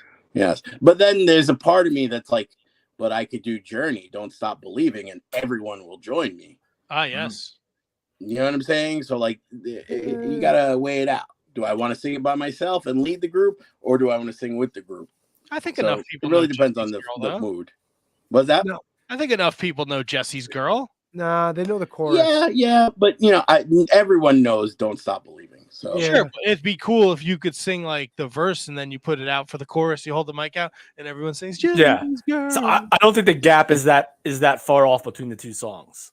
No, I mean, crazy. to me, what? I don't know. There's a little bit of a gap, but what I would like really is when Jesse's Girl, is towards the end, to start doing the clap above my hand. There you go. Jesse's girl. You know Got what I the mean? clap. Like that. Yeah. Like The get clap. everyone into that, and like I could totally see myself going nuts with that. Yeah. Would you want to keep it in the same ballpark as Rick Springfield and just do Jimmy Hart's "Eat Your Heart Out," Rick Springfield? I would try, but I was just literally right before I was watching Best of Demolition, and Fucking A. I was telling my girl how Jimmy Hart sang their entrance music, and I'm like, I wish I could be as talented as Jimmy Hart. Jimmy Hart is so mega talented that he can do all these things and sing Demolition's theme song. You know what I'm saying? Yeah. What about What about Sweet Caroline? I think Sweet Caroline is more, but that's more ballpark at Jesse's Girl. Dude, you can't tell me everybody doesn't know the words to Don't Stop Believing. Like everybody knows, Jesse's, everybody knows that part. But Don't Stop Believing, everybody knows that song front to back, sideways, every single lyric. Yeah, but it doesn't get the climax isn't until the chorus, so it doesn't make a difference. I think the chorus is come on. No, for Don't Stop Believing? What? Dude, it makes a huge difference. We have two different conversations here. In a lonely world. Everybody knows well, the words. this is what Yeah, I was you know gonna what? You're say. right. You're right. When you hear the opening of Don't Stop Believing, everyone becomes you're right. a small town girl living in a lonely world. You know what I'm saying? Yeah, you're right. You're right. 100%. Dude, it's just like Enter Sandman. Everybody knows every fucking word to Enter Sandman. Yeah. It's the same deal. You're right. I agree. I take Now, it back. One of my favorite memories in wrestling was the night that Sandman came back to ECW, and I didn't know he was going to be there. I found out, but as the show was starting, one of my friends was like, "Oh, Sandman's coming back tonight." And I was like, "Oh, that's cool." I wasn't thinking about it. You know what I mean? I was like, "Oh, Sandman's coming back. That's cool." But then the lights it sounds went like out. Sandman told you himself that impersonation. Well, the girl who told me sounded like Sandman. So, hey Steve, Sandman's gonna be here. Guess what? Yeah. Oh, all right, that's cool. I wish that I had Jesse's Girl. I'm so jealous. I wish you were with me. And if you get that Boogie Nights reference, then you're a way smarter man than I give anybody credit for. But like lights went out, and all of a sudden you're do, and like everyone lost their mind, and it was pretty awesome to be a part of. And then just hearing everyone sing at the arena, it was like, the hair on my arm standing up now. You know what I mean? Like it was awesome. Yeah, the Enter Sandman and Natural Born Killers were you had to be there to appreciate those, because watching it now, I can't watch any ECW on the network. I have to find I have to find a torrent site. You don't like that cover version? I came from the ghetto with all the whistling and shit. I can't. Oh, from the ghetto. Yeah, dude, it's so bad. Because New Jack and Mustafa ain't they're not hearing that shit. They're not. They're just like, what is this? No way. Well, New Jack ain't hearing much of anything lately, so yeah. Oof. Yahtzee. Jack would have appreciated that joke, by the way. I know Did you ever have a chance to see the cameos he was putting out when he started doing cameos? He's roasting this guy. He's like, I forget what his name is. I heard you broke your leg. Next time you get yourself some Astroglide, like I use on my wife, so you can slide your cripple ass down the stairs, you crippled motherfucker. Jack was definitely one of a kind. Oh shit, yeah. Oh boy. There we go. What did I do? Nothing. Just I'm in awe. I'm in awe of everything that just happened right there. So we're gonna have fun tonight. I'm already having a great time. Come on now. We're on the line with Steve Mack, Monsta Mack, Steve Mack, DHS. Easy for me to say. On the Twitter machine. Make sure you're following Steve to see what kind of shenanigans. And on my YouTube. And YouTube. Yeah. I just started uploading stuff. I had the channel for years, and I'm just like, let me just start putting videos on now. What is it? The same name? YouTube.com/Steve Mack. Yeah. Steve Mack DHS. I'm gonna subscribe right now. I couldn't find you on the old. I couldn't find you on the old Instagram. Did you get rid of the old Instagram? I did. I got rid of my Instagram and Facebook because I got tired of One, I was getting in trouble all the time, talking to people that I shouldn't be talking to. But mostly, I got tired of seeing all. And listen, I kept Twitter, and that's probably the worst place to go. But I got tired of seeing all the political crap. Yeah. Like, I don't care what your political views are. I go on this stuff to laugh, catch up with people, and you know what I mean? Just have a good time. And when I see like, oh, well, Obama said this, or Biden said that, or Trump said this, or, it's no, I got you. Shut up. Yeah. Thank you. Thank you. Shut up. So that's a message from Monsta Mack. Shut up, ass jerks. Shut up. That's right. That's right. Yeah, but I mean, I want to see I want to see videos of you making your dog look like he's driving your car. You know what I mean? Like, that's what I want. That's what I'm here for. That's the real entertainment. Sounds like a terrible idea. Oh, no. What? You're not going to watch that? If you see a pit bull driving a BMW down your block, you're not going to pay attention to that? Down my block? I will definitely pay attention to that. Exactly. Looks like he prefaced it with looks like he's driving a car, not is actually driving the car. I'm saying, and you put on a pair of shades. I mean, what's cuter than a dog with shades? Nothing. Two dogs with shades. True. Oh wow, well done. Yeah, buddy. Has Louis taken you on any 4chan rabbit holes lately? No, but he talked about him before, and it's kind of like, all right, bro, you need to lay off the Four Loko tonight. Well, you know what they say, Four Loko leads to 4chan. No doubt, 100%. So, Mac, you're doing what? H2O? You're still there, right? Is this thing or no? No, realistically, I've limited down to Titan and Catalyst Wrestling. That doesn't mean I won't wrestle for anyone else. No GCW? The GCW come calling back? I know you did a couple things there a couple years ago. Well, I mean, realistically, GCW, I started GCW. I wrestled there early on when it was JCW under Ricky O. I believe it was his second or third show. From that point on, I was booked for about 3 years straight. Then they brought back GCW with D'Amato, and I was on there. And then it switched from JCW to GCW, and I was tag champs. Me and Moff were the first official GCW tag champs. After Brett Lauderdale took it over, he just never brought me back. So that's how it is. How does that work with like is there any like when someone like that happens, when something like that happens, when you have such a history with not such a history, but a history with the company, is there any is it just business as usual? Is it just like, all right, they're not interested, I'm cool with that? Or is there some sort of like hurt feelings in terms of that? And I'm not just talking about them specifically, I'm talking about in wrestling in general. Like, is there some hurt feelings like, oh man, I really like to work there, why aren't they calling? I mean, there's you question yourself, because I know early on when JP had stopped booking me for about a year, I felt very hurt by that. I was like, what the hell? You know what I mean? Here I am. I was doing all this, great work for you guys. And then, you just decide, oh, we're not going to use you for a year. Why? You know what I mean? But after a while, it became more of, that's their loss. They don't want to bring me in.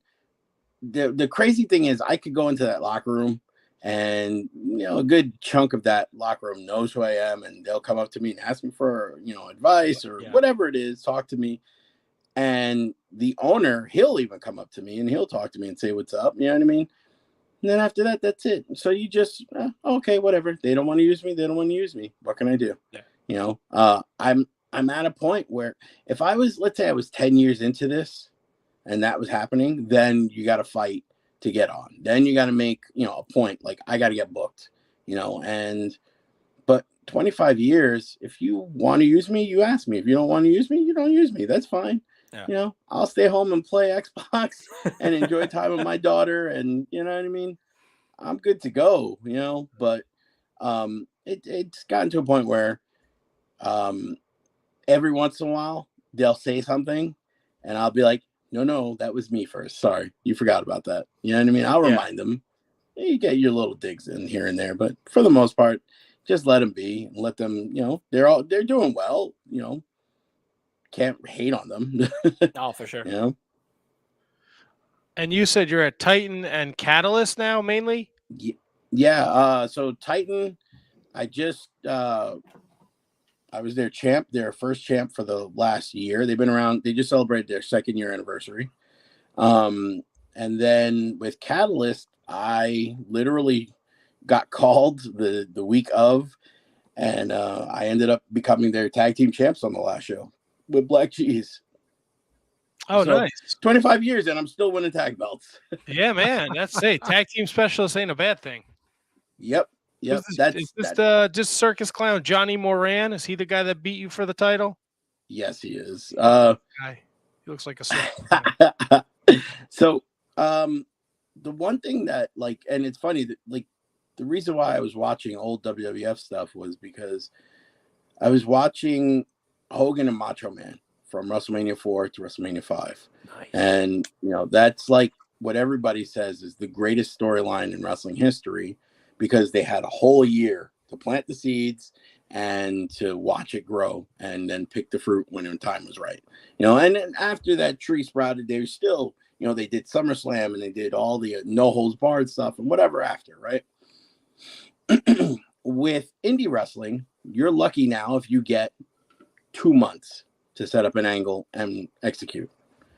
And with Titan, because they believed in me and they gave me the opportunity to run and, you know, be creative, I was able to create a 1-year storyline with Johnny Moran and elevate him from, you know, Johnny Moran's been around. It wasn't like he wasn't known, but I elevated him from entry level to he's the champ and the face of the company now, you know, and we were able to take our time and give the proper energy to the story, you know. And the only thing that I didn't do, which I wanted to do, I don't know if you guys saw, we did that one promo where I showed up at the Sanctuary in Pennsylvania, and it was like well shot. I mean, the guys who did it are the guys who are doing Titan and Camp Leapfrog now, and it was just amazing work. And what I wanted to do originally was do like the scene from Heat with Al Pacino and Bobby De Niro where they meet at the restaurant.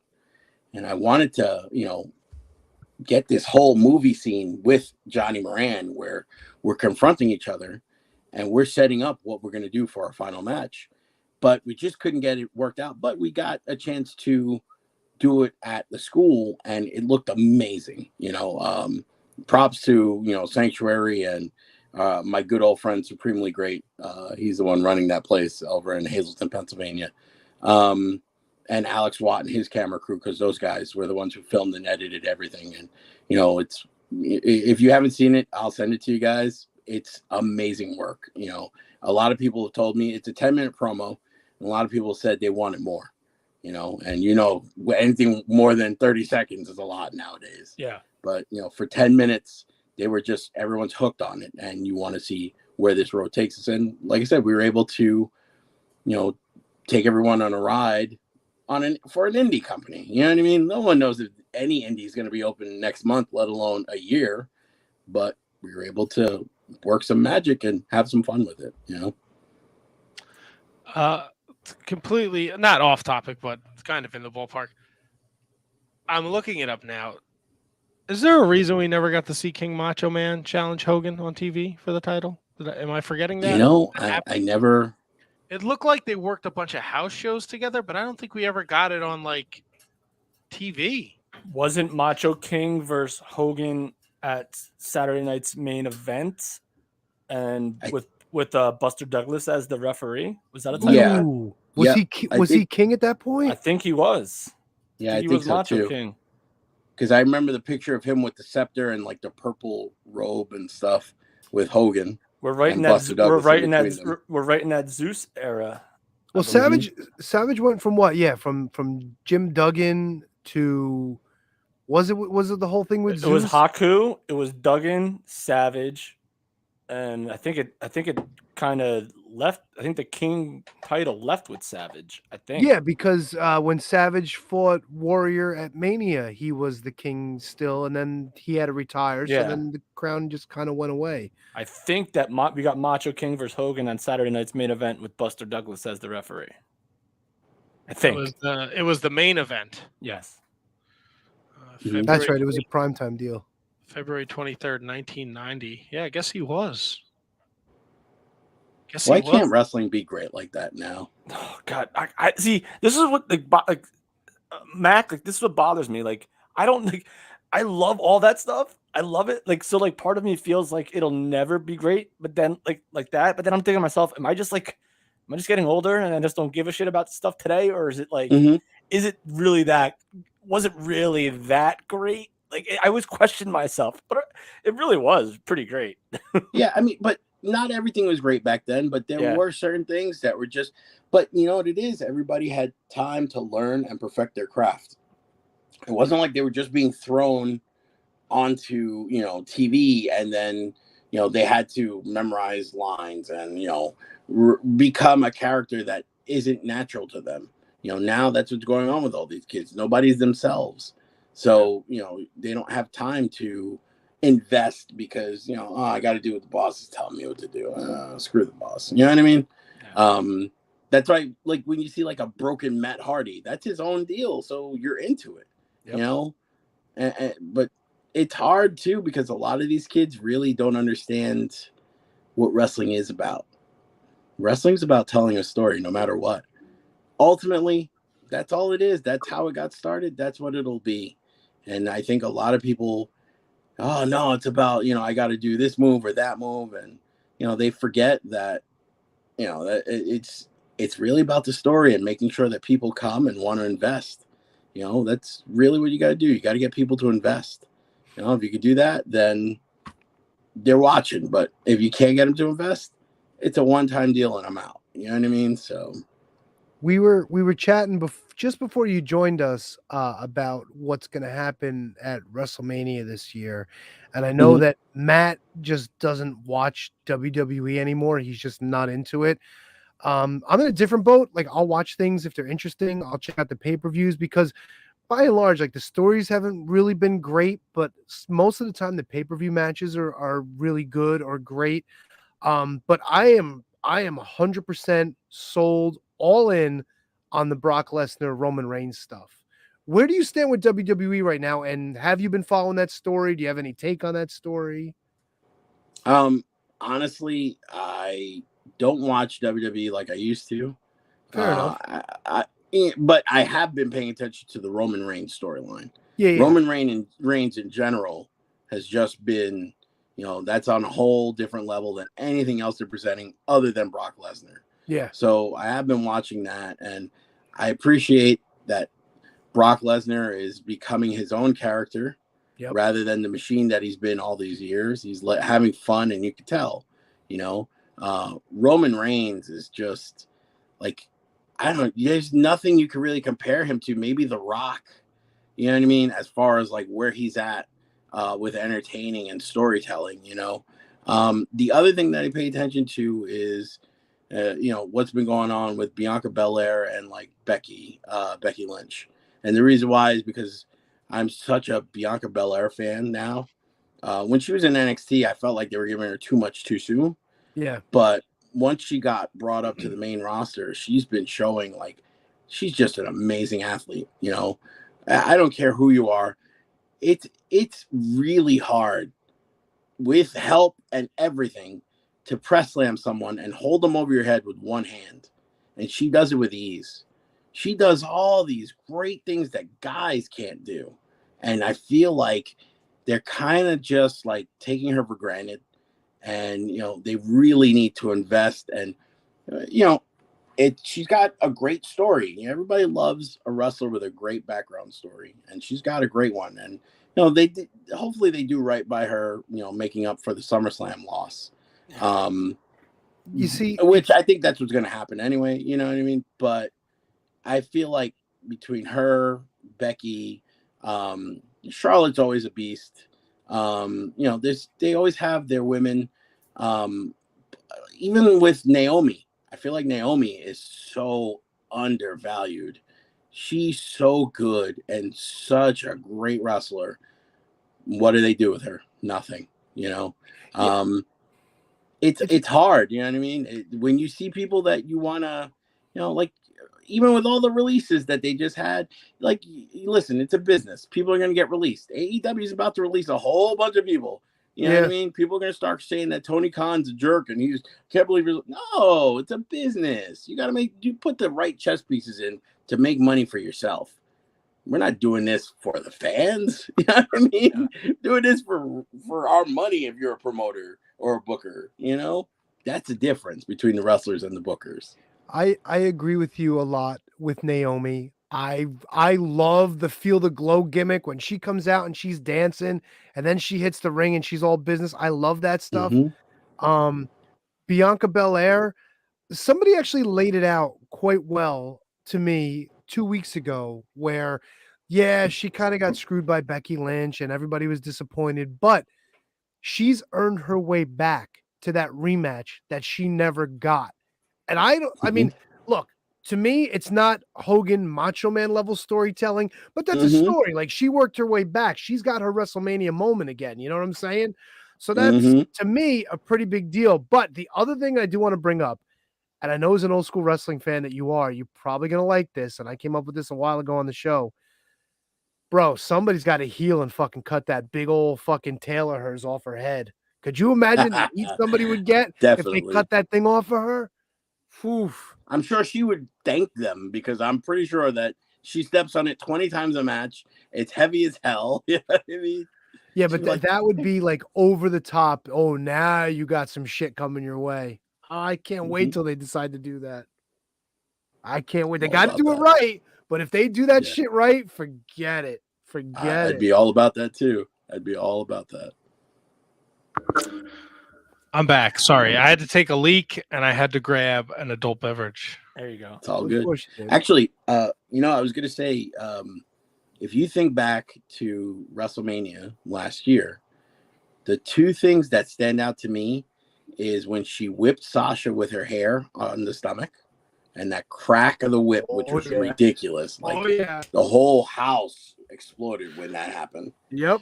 And then when Sasha does the dive to the outside onto her and she rolls back and she has Sasha and she puts her over her head and walks back up the stairs. Let me just tell you one thing.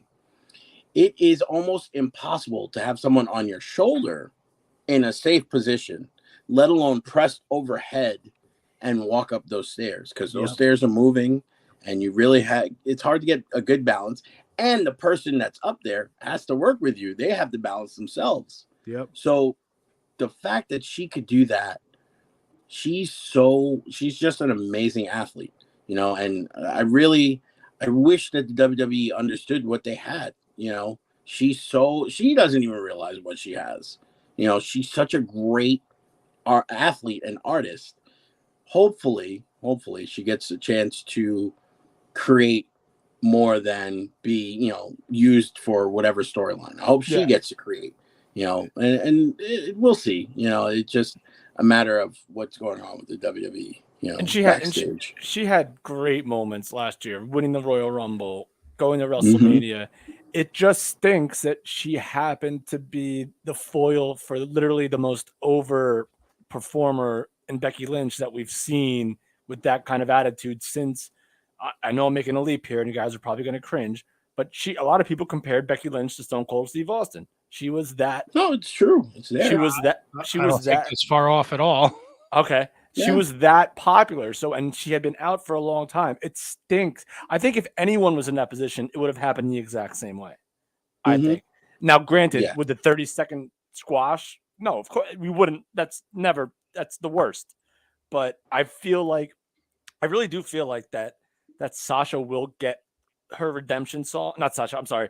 Bianca Belair will get her redemption song at WrestleMania. At least I'm hoping amongst all hope she'll get her redemption song at WrestleMania, because that 30-second loss just does not sit well with any wrestling fan. You think they're running back the Sheamus Bryan Danielson story? Like flipping it, reversing it? I mean, Daniel Bryan finally had his moment, right? A couple of years before I see what you're saying. Squashed in 30 seconds to open Mania. Probably. I don't think one. I understand the comparison, but I think Daniel Bryan's redemption song was so much greater than the loss. Like no one really cared. Like, to be honest, the World Heavyweight Championship on SmackDown, I don't think anyone really was super invested in when it was going from Big Show to Daniel Bryan at that point, who wasn't super Daniel Bryan yet. He was shoved into that main event by cashing in the Money in the Bank. I think this redemption will be so much greater because I think everyone realizes Bianca's there. She's just there. Great Khali was an amazing world champion. How dare you? Stop it. Well, one of the reasons why so many people compare Big Time Bex to Stone Cold, when her face got busted open by Nia Jax, and that act of defiance when she's on top of those stairs, and she don't know what the hell's going on. She just went into autopilot mode, but her face is covered in blood, and she's got that look of like, bitch, you can't touch me, and I know I'm bad, and you feel that, you know what I mean? Like, there's no way you can't see that and not be like, yo, you know what? I either want to fight that chick or I want to make out with her. You know what I'm saying? Like, it's like, damn, that's hot as hell. But like, I might have to fight this bitch.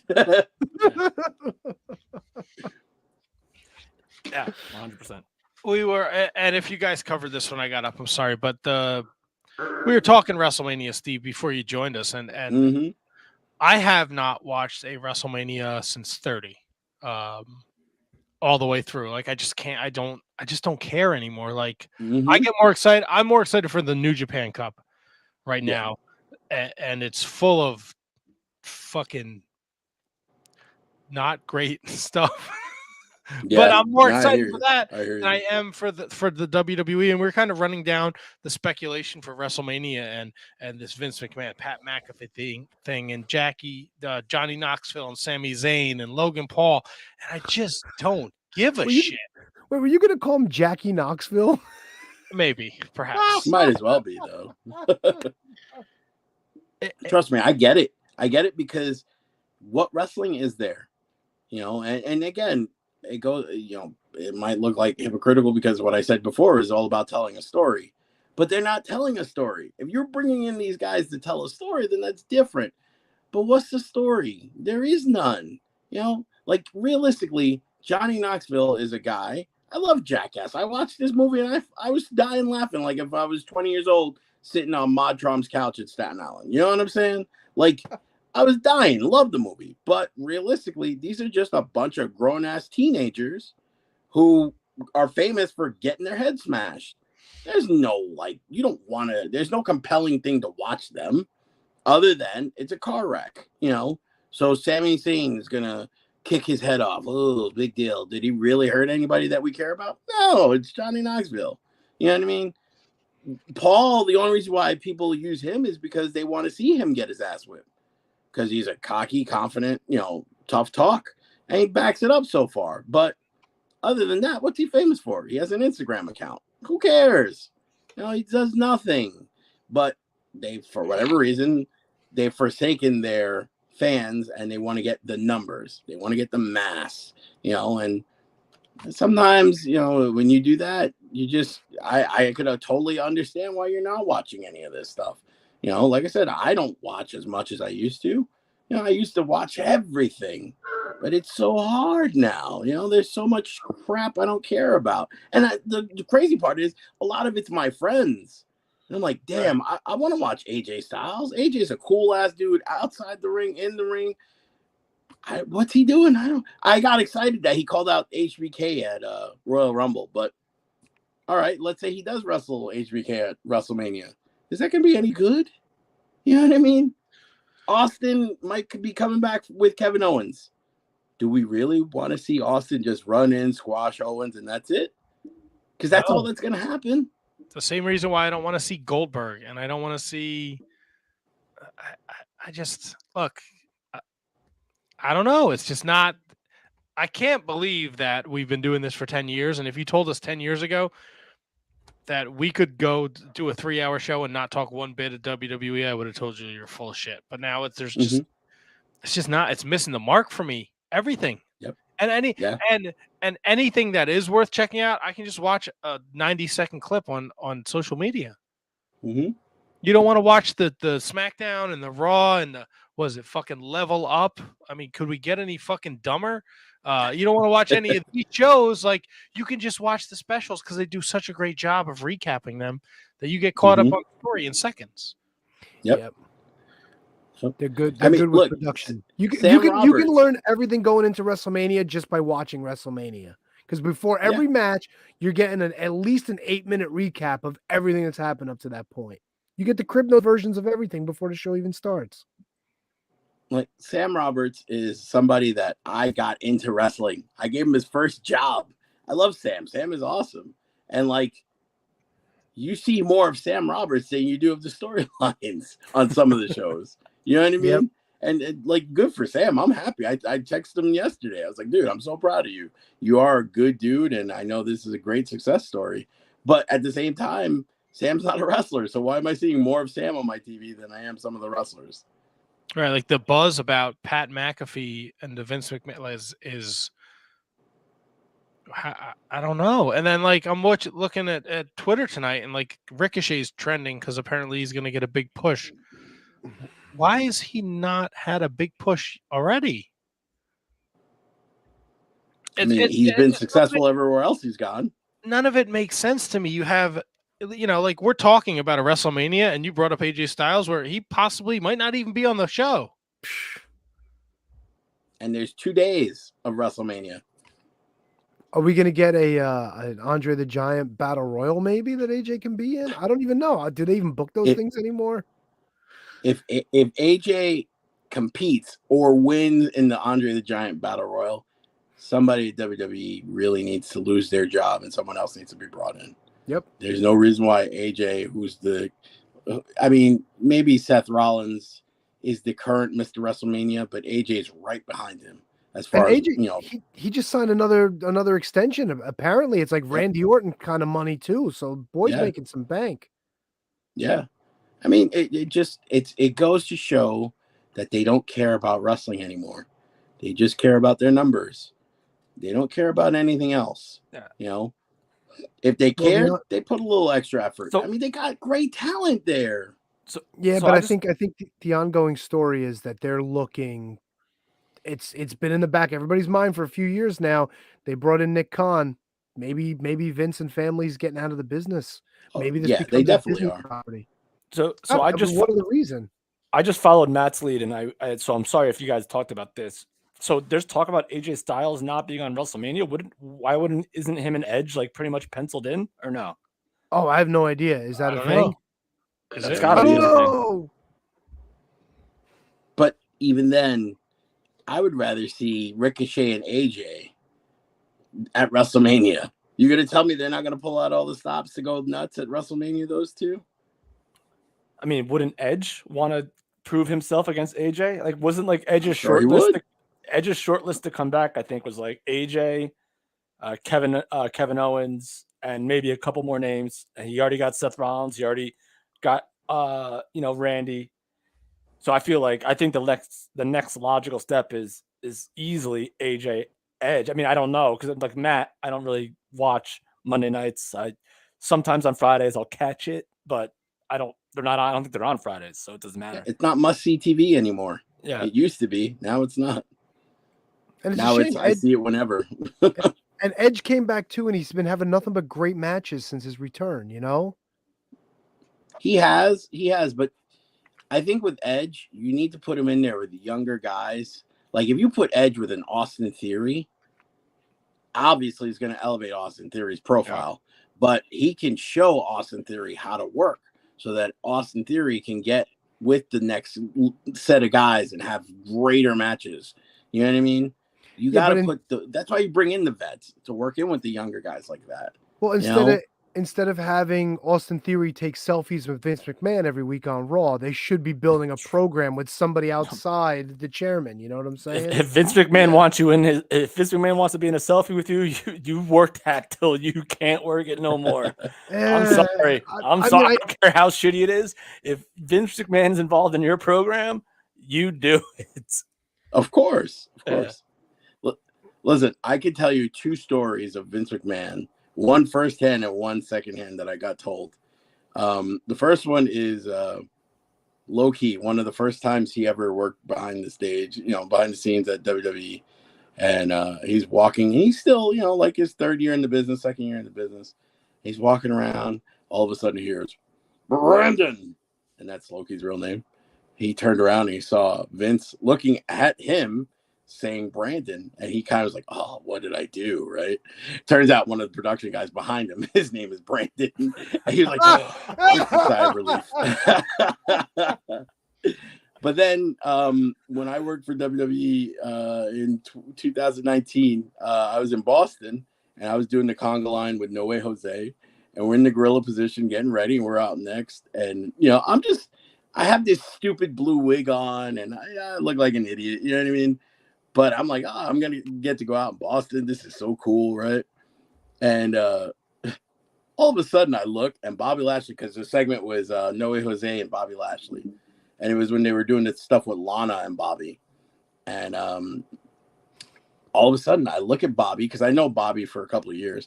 And I look at him, and then Vince comes out of nowhere. Literally, there was no one there half a second before that. And then he literally Count Dracula'd his way into the shot. I'm like, oh, right? And I was like, you didn't have to tell me anything. I was not going to approach Vince McMahon. You know what I mean? Like, nah, that's cool. He might be a ghoul or something. I'm not trying to fuck with him. You know what I mean? He might take my soul by looking at me. Good point. But he does have that factor, that intimidation factor, that he just larger than life. And I didn't even talk to the man. You know what I'm saying? Like, I just looked at him. I was like, oh shit. All right, I gotta ask you. You said that you've known Bobby Lashley for a few years now. Can you find out why he's ducking Matt? What's the story? Matt has been challenging Bobby Lashley to an MMA fight for a few years now. He thinks he can survive 3 minutes just running away from Bobby Lashley. And of course, Bobby Lashley's not wasting his time with him, but Matt thinks it's like a big front that Bobby Lashley just completely ignores his challenge. He is ignoring me. He's been ducking me. He's been dodging me. I'm just speaking the facts, people. I'll send a text to MVP to see what's going on. Yes. Well, I don't know if MVP is aware of this situation. Well, I'll just be like, bro, do you know anything about Bobby Lashley ducking anybody calling him out for an MMA match? Yeah. Mention Matt. Anybody know about this guy named Matt? Shining Matt. Matt. Been calling you out for 5 years. It's been longer than 5 years. He's going to start sounding like Mr. T. Hey, boy. Look back your jeans. I know how it goes. I don't last, but it'll be funny. We could raise money for charity or something. We might have to raise money for your funeral. Yeah, that's a charity. Life insurance. He's a very large man. Yes, he's a big feller. He was what Jim Ross would call a hoss. Yeah, definitely. I the Brooklyn show that I worked for WWE, I was talking to one of the security guards, and I turned around, and you feel, you always feel when there's big guys behind you, and you feel this huge presence. And I turned, it was Brock Lesnar. I was like, oh shit. I was like, what's up, champ? And he looked at me, he was like, what's going on, boss? And I shook his hand, and his hand was like the size of a catcher's mitt, legit. You know what I mean? And I was just like, holy shit. And the only time I ever felt smaller was I went to go give Bobby Lashley a pound, and one of his pecs was like the size of my whole torso. I was like, holy shit. And I'm big, you know what I mean? But this motherfucker, he's huge. You're dead, Matt. You are so dead.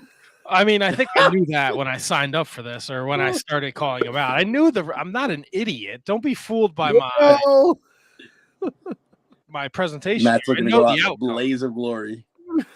All right, I can run around for a couple seconds. Oh, you'd be gassed in 15, guaranteed. Dude, the fact that you think you can outrun Bobby Lashley is still that's your plan. I'll outrun the guy that's a supreme athlete. No one ever thinks the fat guy who jumps on the baseball field is going to outrun all those security guards, and one guy lasts 45 seconds. All right, well, there's no cage. There's no cage, Matt. Wait, you're putting your timing running away from Bobby Lashley against some guy who outran some slob cops for 45 seconds? Are you Just serious? saying, I have a chance. All right, 45. Wait, I'm not like you two. I'm not a quitter. You said 3 minutes. You're talking about a guy who ran for 45 seconds on an Right. athletic field, which is probably like 300 yards or 300 feet, whatever.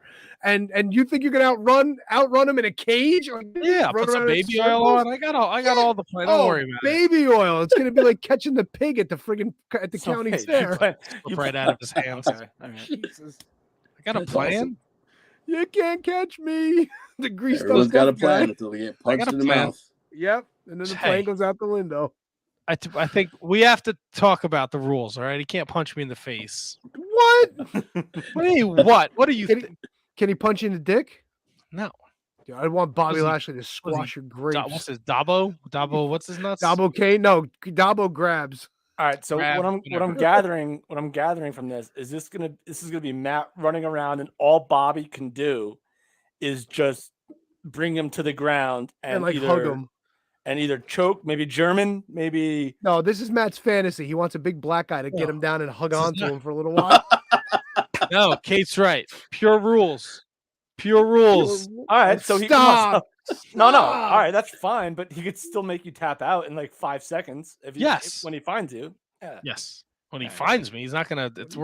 I'm not hiding. Yeah, I- come out wherever you Listen, are. you just said you could outrun him on a freaking baseball field. I don't think you could do that either. Well, Kevin, in fairness, he said 45 seconds. That's true. That's a good point. I'm just picturing all of this in my mind, and I'm gonna like have such a great sleep tonight, laughing the whole night. It's so It's gonna be great. awesome. Pure entertainment. That's what we do here at the Yeah. Shining Wizards Wrestling Podcast. Steve, Yes, you're it doing is. a lot of stuff with Titan and Catalyst. Who are some of the young up and comers in the wrestling scene here on the East Coast that you kind of have your sights on? So with Titan, there's someone that's called Jay Bougie. Yeah, he's part of a whole group of guys. Kind of remind me actually of me, Low Key Homicide, and Moff when we were kids. It's like him, PJ Savage, a couple other guys that they're all from New York and Philly, and they definitely are guys that are going to be the next indie guys. You know what I'm saying? And like I said, Johnny Moran, I got something with we have a connection. We have that that click, and I enjoy working with him. I enjoy being able to tell a story with him. I feel like he just needs a couple more guys, like maybe like a Crazy Ivan or a Homicide, to just put the boots to him a little bit, toughen him a little bit. You know what I mean? Just round out those edges. Then there's guys like Boom Harden and Aaron Ash from the CZW Academy, who I've known them for the last 5 years, give or take, and watched them grow, and they're starting to get booked everywhere, and they definitely will be the guys for the Northeast.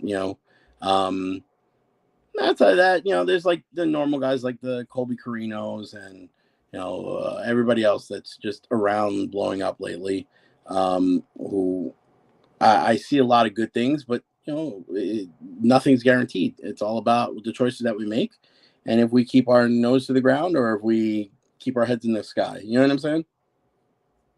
100%. Absolutely. What else, Steve? What else is going on in your world? Oh shit! I turned my microphone off like an idiot. Whoopsie. Outside of the wrestling world, I see you're video gaming a lot on Twitter. I see you're tweeting about a bunch of video games and shit. Yeah, so I got an Xbox Series S, and it's been like getting me back into playing a lot. Because as I've always been a gamer, you guys know me that for a long time, but I limit my time playing because like everybody else, I have a job, and there's no way I could function. I couldn't do it in my 30s or 20s. Now I'm in my 40s. There's no way I could play a game all night and then not sleep and go to work. With the job that I have now, though, I'm afforded a little bit of time, where I could work remotely or I could go in the office. So I've been playing a lot more, and like this morning I was home, so I got up at 6 in the morning. I couldn't sleep, so I started playing Street Fighter 5 for no reason at all. You know what I mean? Like, I've always been a Street Fighter guy, you know, but I was like, yeah, sure, I'll play Street Fighter. What the hell? Like, I was having a great time, and like, I've always loved racing games. Going back to Outrun in the arcades and Pole Position, you know, I've always been about that life. So, you know, I've been playing a lot of Forza lately on the Xbox and just stuff like that. Even now, like I brought out my Xbox 360, my OG 360, just to see what's on there because I haven't touched it in like 5 years. You know what I mean? I got like Marvel vs. Capcom 2 on there and just stuff like that. But I've also been doing a lot of modification to systems.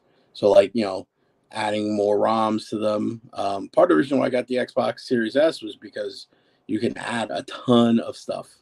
All the way up to PlayStation 2 on there. So, nice. Yeah. So, you know, I've been experimenting with that, learning. And then, like, for a while, I actually, it's funny. It's not, you know, it's funny. You would have thought that we went over these questions, what you were going to ask me, but we did no such thing. This controller, I added the, you know, these buttons and stuff like that. Nice. I like and that. I did that to a few of my controllers where I just, you know, switched up stuff on my own, wow, and just stuff like that. You know, it's impressive. I mean, when you really know what it is, it's not. It's just. Well, see, here's the thing. I have no idea what it is, so it's impressive to me. And I like it. And I'm a retro gamer too, so I appreciate it all, but just not to the level that you do, clearly. Well, I mean, but you know, since I was a kid, I've always been about video games and opening them up. I had my Sega Genesis, and I opened it up just to see what was on the inside and how it worked. I remember when I was a kid, I had an old school wood grain Atari 2600. Nice. And, you know, like every Atari back then, the power, it started to wiggle and you couldn't charge, you know, couldn't play, it wouldn't light up. And I figured it out how to get it to, you know, work again. And I was like 4 years old, 5 years old. You know what I mean? Like I was doing all this stuff when I was young, and then, you know, life happens and you forget about it. And then for some reason you just get back into it. And, you know, as I've been getting older and like looking as wrestling coming to an end, you know, I got to find something that's going to keep me, you know, interested. Yeah. And video games has always been there. And whether it's modifying, I've actually come up with a few video game concepts and talked to a few guys about creating a couple of games myself. My daughter, she's 8, she actually came up with a video game idea. So I told her, I said, you know, by the time you're 20, we're going to make this video game. Yeah. I mean, I think that's realistic. Yeah. Reasonable timeline. So, you know, she's all about it. Yeah, it's just something that's always been there for me. And even with wrestling, you know, being as great as it's been, I love video games. I'll always love video games. And it's just something that I think it takes priority over wrestling, if anything. You know what I mean? Which is amazing to say because of the career that I've had. Yep. Well, you know, eventually all things come to an end, right? Whether we like it or not. But at the end of the day, you know, you get to rest easy on your pillar, knowing that you had this amazing career and now you're doing this, you know, making video games, taking video games apart. As long as you're not taking apart people and looking at what's inside, you're good.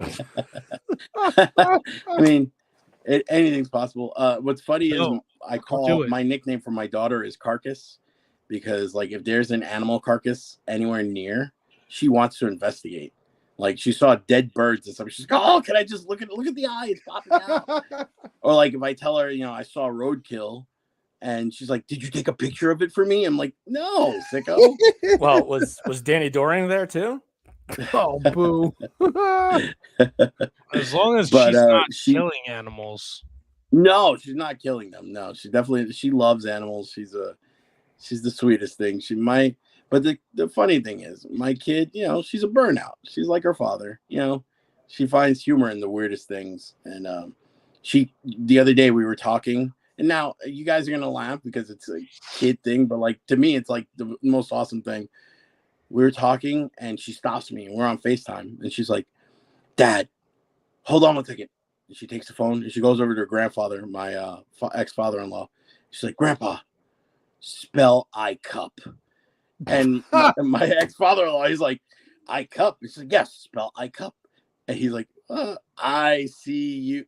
Oh, you got me. And I laughed so hard with her because she caught him. She legit caught him. It was like the funniest shit to me. But, you know, I'm an idiot. So stupid things like that pop me. Farts and stupid shit like that will always be funny. So, yeah. Hell yes. Hell yes. I will say this, though. Know. I have one, and listen, anything is possible. I do have one regret. And that is that Moff and I haven't been able to get on the same page so we could wrestle the Rock and Roll Express on their farewell tour. Oh, and now I'm bringing this up because, you know, I know you guys are cool with a lot of the Wrestle Pro guys, and, you know, that's all like fam for you guys. So I'm hoping that maybe Kevin Matthews is listening, or whoever's in charge over there, and they want to book the Hit Squad versus Rock and Roll Express before they go. And what motivates me with this is that I saw the SAT are going to wrestle the Rock and Roll Express, and now it is 3-on-3, and I'm like, I love the SAT, but you know what? That's not going to be as good of a match as it would be Hit Squad. Like, I feel like if we got a packed Rawway Rec Center with the Rock and Roll Express, we would make some 80s magic happen that night. You know what I mean? So if it doesn't happen, that would be, you know, a regret for me in my career. But hey, you never know. Anything's possible. Damn, banger. I'd be there for that. That's awesome. Bucket list. That's what I'm saying. That's what you make me off the mega heels against Ricky and Robert. I think even the only way you could top it is if you got Cornette to be our manager. Oh, goddamn. You know what I'm saying? Goddamn. Yeah. The comebacks would be great in that. Of course. Yeah. Of course. Yeah. Well, this comeback has been awesome, Steve. We banged out an hour. It's been absolutely amazing. At Steve Mack DHS on Twitter and YouTube.com/Steve Mack DHS. He's putting up all old clips up there. So go check that out. March 12th at the Bayville Elks Lodge in Bayville, New Jersey. Him against Victor Benjamin at Titan Championship Wrestling's Time to Party. Tickets start at $20 or $25 at the door. Titan-championshipwrestling.com. 6 o'clock bell time. Doors 7 o'clock bell time. Excuse me. My apologies. That's right. Steve, it's been amazing catching up with you. It's always a great time. Unfortunately, we wish we could have been together for this, but you know the world is a fucking shit show. It just leaves it open to another time in the future where we could all be together, play video games, drink beer, and sing some karaoke and have a great night. But we got to do it like on a Friday night because I'm old now, and if I do it on a school night, I'm no good. Fair enough. We will make it happen. Steve, before we let you go, anything you want to leave for the fans, the listeners? Honestly, you know, I really am grateful for the last 25 years. Everyone that I've come across, including you guys, everyone, whether it's in the ring, in the back, anywhere, I am absolutely grateful that anybody has ever paid any money or promoted me in any way, because realistically, I really do see myself as I'm nobody. I'm just a guy. I'm just, you know, a guy from Brooklyn.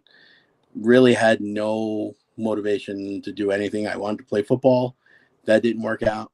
And I had a couple of good friends that hooked it up for wrestling. And, you know, I was able to meet guys like Homicide and Lathon and Louie and Christopher Street and, you know, just so many guys, you know, and I continue to have great relationships with guys, like I said, like Homicide. And even one of my best friends is someone that, you know, Guapo, that some people know, some people don't. And, you know, it's something that I have that brotherhood, and I'm like, even coming on here, I'm grateful that I can talk to you guys. It's been a few years, and it's as if we were talking last week. You know, I can remember sitting in the studio with Mike and Angel, with Moff, and just laughing. And that's how, whenever I think of you guys, that's always what it's going to be for me. It's going to be a great time, just enjoying each other's company, telling great stories. And, you know, I'm very grateful that I have people in my life that I'm able to share those experiences with, because I've seen that a lot of people don't have that. And I'm very, trust me, everything I get, I'm very grateful for.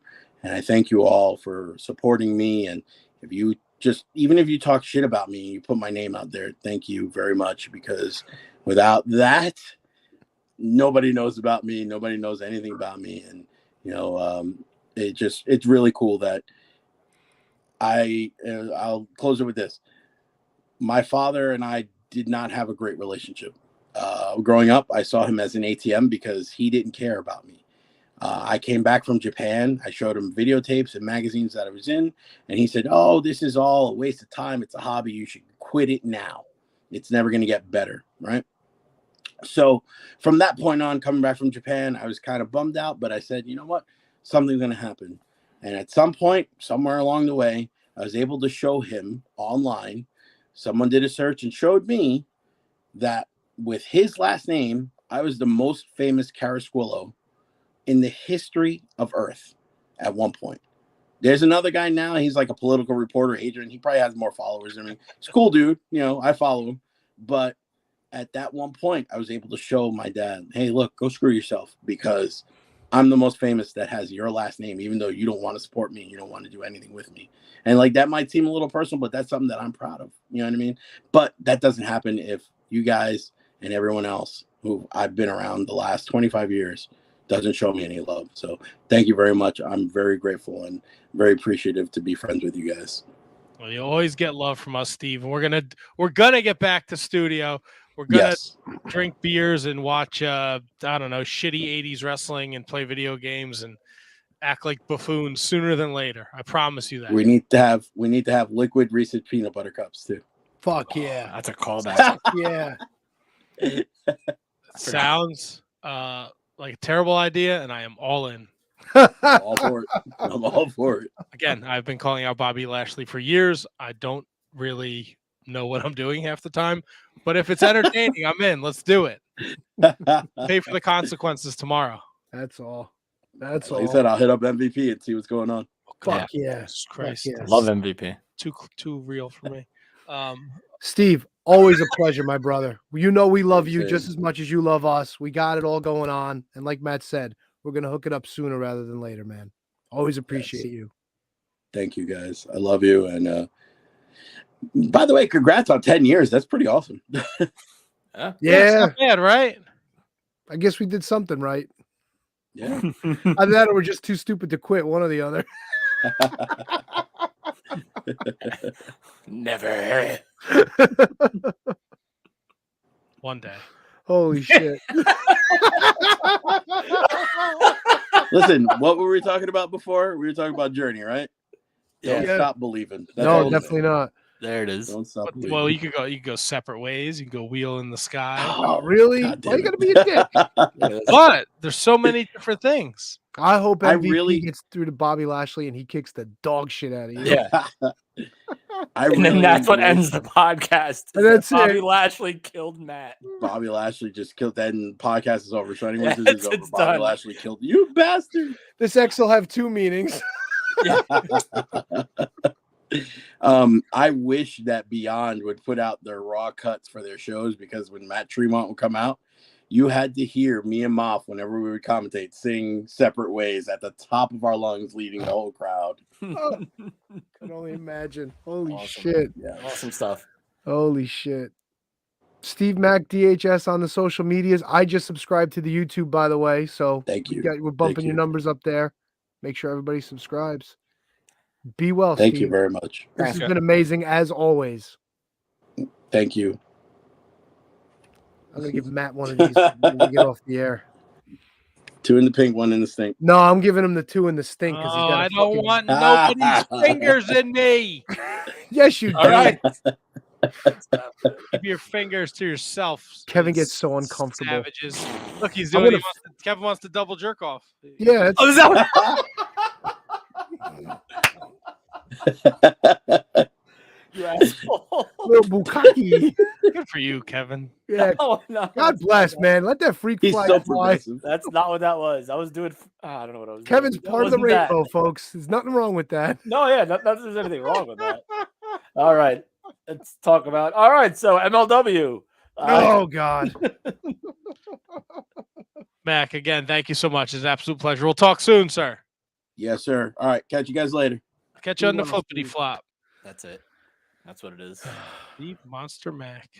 Good times. He's a fucking gem, dude. I love that guy. Love that guy. Yeah, he's unbelievable. Let me send him a message right now and just thank him. Oh, as I drop. What are you doing? Every time you touch do? something, it sounds like a fucking Kyantai gong. Like bong. Kyantai didn't have a gong. It kind of did. The Gong Show had a gong. There you go. There you go. That's don't right. know. Where you go? Oh boy. Well, while Matt's go ahead. While you're looking Go at ahead, something, Tony, do what you were gonna do. let me just give you the rundown as to what's happening this past week on the Shining Wizards Network. Radioactive Metal is covering, I know it's a little late, but the metal needs of football fans. I guess they were doing a little Super Bowl kind of action. So you got that going for you. Ringside Rant covering Super Bowl number 8. So make sure you check out RJ and Justin for that one. The Mark Order podcast, they're discussing their upcoming Las Vegas trip. And Matt wouldn't know because Matt wasn't on the show this week. And, of course, covered everything else ratings-wise, Rampage, Dynamite, all that good shit from our boys and lady over at the Mark Order podcast. Turbo Throwbacks, Phil and Choppy get back together. They're actually covering the rematch that Tito Santana received from the Macho Man after his Intercontinental Championship was robbed from him. The rematch from the Boston Garden, actually at MSG. And Inconclusive Breakdown, giving you all the coverage of the ongoings with the saga of the Ukraine and Russia, and as well as their top 10 this week, their top 10 bills. That's right, fucking bills. They dedicated an entire top 10 to that. So go check out Justin and Vince. I hope the fucking Patreon plugs are short because I'm fucking tired. I ain't even talking anymore wrestling. I'm going to fucking bed. Matt, what do you got for Patreons? Matt, what do you got for Patreon? Relax over there. Talk about the broadcast. Oh, what do they got going on this week? They spelled something with a K. I think they did Super Bowl 4, didn't they? Check out no, idiot. We did Super Bowl. Somebody did Super Bowls all week. Everybody. Wait. Everybody did a Super Bowl. Tony, you realize you said Super Bowl this entire time, right? No, I said bowl. It sounded like bowl. No, I said bowl when I was talking about Radioactive Metal because they were talking about the metal needs of football fans. Gotcha. Okay. There you go. We're going to take this time to thank those that support us over at our Patreon, patreon.com/Wizards Podcast. For as little as $1 a month, you can support the Shining Wizards Wrestling Podcast. That dollar gets you mentioned on this show every week with the likes of Steve Mack, Kidd Bandit, and Miko Maestro, just to name a few of our past guests. As you pledge more dinero, you get more perks. $3 gets you bonus episodes. $5 gets you a plug on your social media or website. $10 gets you a box of wizardry, minimum 3 months. Anything above gets you a larger, bigger, better box. Minimum 3 months. So at this time, we're going to thank those that support us. Kathy Hummer, the queen of the Shining Wizards. Manny Carazzo, the king of the Shining Wizards. Danny and Anthony Rusinello, the AOP of the SWP. Sean Toe, Sean Calejo, Kate the Great Hensler over at OnDeckIC.com. She's also part of the Sour Graps Fightful Post Show Tuesdays, Mark Order Podcast Wednesdays, Fightful SmackDown AEW Rampage Post Show Friday nights on Fight Club. So check her out. Matt Garifo, no relationship to the KJG. Maddie Mellinger, Christine Friesendorf, Mark Perloni. Happy birthday, Mark. Kenny Hossey, the Scotch Drinkmore of the Shining Wizards Wrestling Podcast. Jake Kopp, Big Cop of Pump, who it was not part of the Turnbuckle Throwbacks. They brought back that fucking ghoul Choppy. Jesus. Thomas Cobbs, the Mott Spock. He's got his Ring of Honor podcast, so check that out. Michael Hammond, Matthew Birch, the True Prince of Pro. Thanks for that question tonight, Matt. Braden Bergen, the LeBron James of Elite Mattel action figure collecting. Brendan Haney, who was part of the Friday night show. If you want to check that out, it's on YouTube. Carrie Cowling, Ryan Schlong, Asian Joe, David Henry Bauer III, Mr. Roll, Mike Peterson, Rob Humphrey, and last but certainly not least, his pal Antonio Horseman makes experimental music at harvestmanrecords.bandcamp.com. The one, the only, William Mercier Jr. Lives are gonna be in William Mercier's hands. You know what I mean? I know what you mean, Kevin. I know what you mean, That's right. Jelly Bean. Had to put a little little stink into that one for the full screen. A little stank. little more oomph, if you will. A little stank. Let's do a couple thises and that's. I know this is going long, and hopefully this is the last of the longer shows. Long. My apologies. I doubt that's going to be true, but whatever. Well, I think it will. We're making a conscious effort. Conscious. Making a conscious effort to kind of go back to our 2-hour format. It doesn't help when I book 2 guests. This is all my fault. No, it's not your fault because I totally missed your text saying to wrap up the first, and I totally forgot. I totally didn't see it. It's okay. Yeah. No harm, no foul. That's right. Tony's going to fall asleep on us, though. The WWE and Cesaro couldn't come to terms on a new deal. So Cesaro is a free agent. No 90-day, no 60-day, no 30-day. He is free to do what he wants. Are you guys excited about the prospect of Cesaro showing up anywhere? I'll take that because Tony is sleepy. I think there's always excitement, but I feel like people need to start winning their excitement. I think Cesaro is a singular talent. So I think like Cesaro, if I know everyone's talking about how AEW should manage the roster, how other places should manage the roster, I really think that Cesaro is kind of one of those exceptions where he's built such a legacy and hasn't reached his full potential as a actual like character or as an actual like utilized the way he should have been. So I think that if he would go to AEW tomorrow, would it be great? Probably. If he went to Impact, that's where I think he would strive. Who knows what's going to happen with ROH? Would he go back there? Probably. Who knows? GCW, maybe. I'm a big Cesaro guy, so whatever he wants to do, I think everyone will be there for it. Kate says, face of the Revolution ladder match. Let's fucking go. All right. Yeah. So you kind of forget about those things that are kind of built in for someone to show up that they haven't completed yet, and they can completely change their plans for what they thought that they had. Now that Cesaro is available literally right now, why not? Yeah, I think he's I think wherever he ends up is going to be good for that promotion and for him if they just let him be Claudio Castagnoli's and let him, fucking be awesome because he now was. Here's the thing, Matt. Now, do you go by that full name or do you just call him Claudio because it's similar to Cesaro? I say just call him Claudio. I mean, it's all the same to me. I don't care. Yeah, all right, fair. Sleepy, how do you feel about that? New Japan. New Japan's a fucking amazing call. Great New call. Japan. New Japan's strong. He could lose to Jay White in the US of J challenge. I like No. I want him to go to Japan, not this fucking California nonsense with Filthy Tom and Jay White pretending to be the fucking big star. I want him to fucking wrestle Naito. I want him to wrestle Ibushi. I want him to wrestle Tanahashi. That's a pipe dream, right? Can't wrestle anybody. I know. I'm not dumb. No one's pretending to be a star. Yeah, he is. Jay White is the first ever Grand Slam champion in New Japan wrestling history. I don't know if you know. Let me do my Kevin impression for that one. That wasn't what I was doing. I know what you. That wasn't what I meant to do at all. So enjoy that for yourself, I guess. Real quick, shout out to Kate and Ryan from the Mark Order podcast and everything else that they do. They've been helping me. Number one, for keeping you off the Wednesday show. It's actually listenable. But 2, for actually helping us get our website in running order. Those guys, Ryan's been helping me with the tech stuff. Kate's been giving us a lot of shit to develop things behind the scenes. So thank you to both of those guys. I want to make sure I give them a shout out.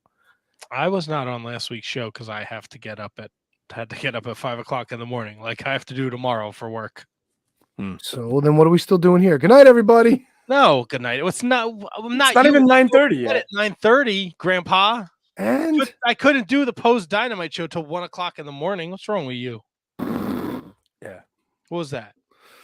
That's what farting? It was. Is that a fart? I'm farting. What? All right. What? Let's hit. Do I have one of these? The 3 count for AEW. Oh, big announcement coming in a week or something. I wasn't going to bring it up because Tony fucking hates on it, but Tony Khan, I will now, has a giant Game changing. He says it'll change the professional wrestling history. Nope. That's my prediction. It's a historic announcement, and people think he's going to make it on Wednesday on the show at Dynamite. In the great words of Beaky Buzzard, oh, no.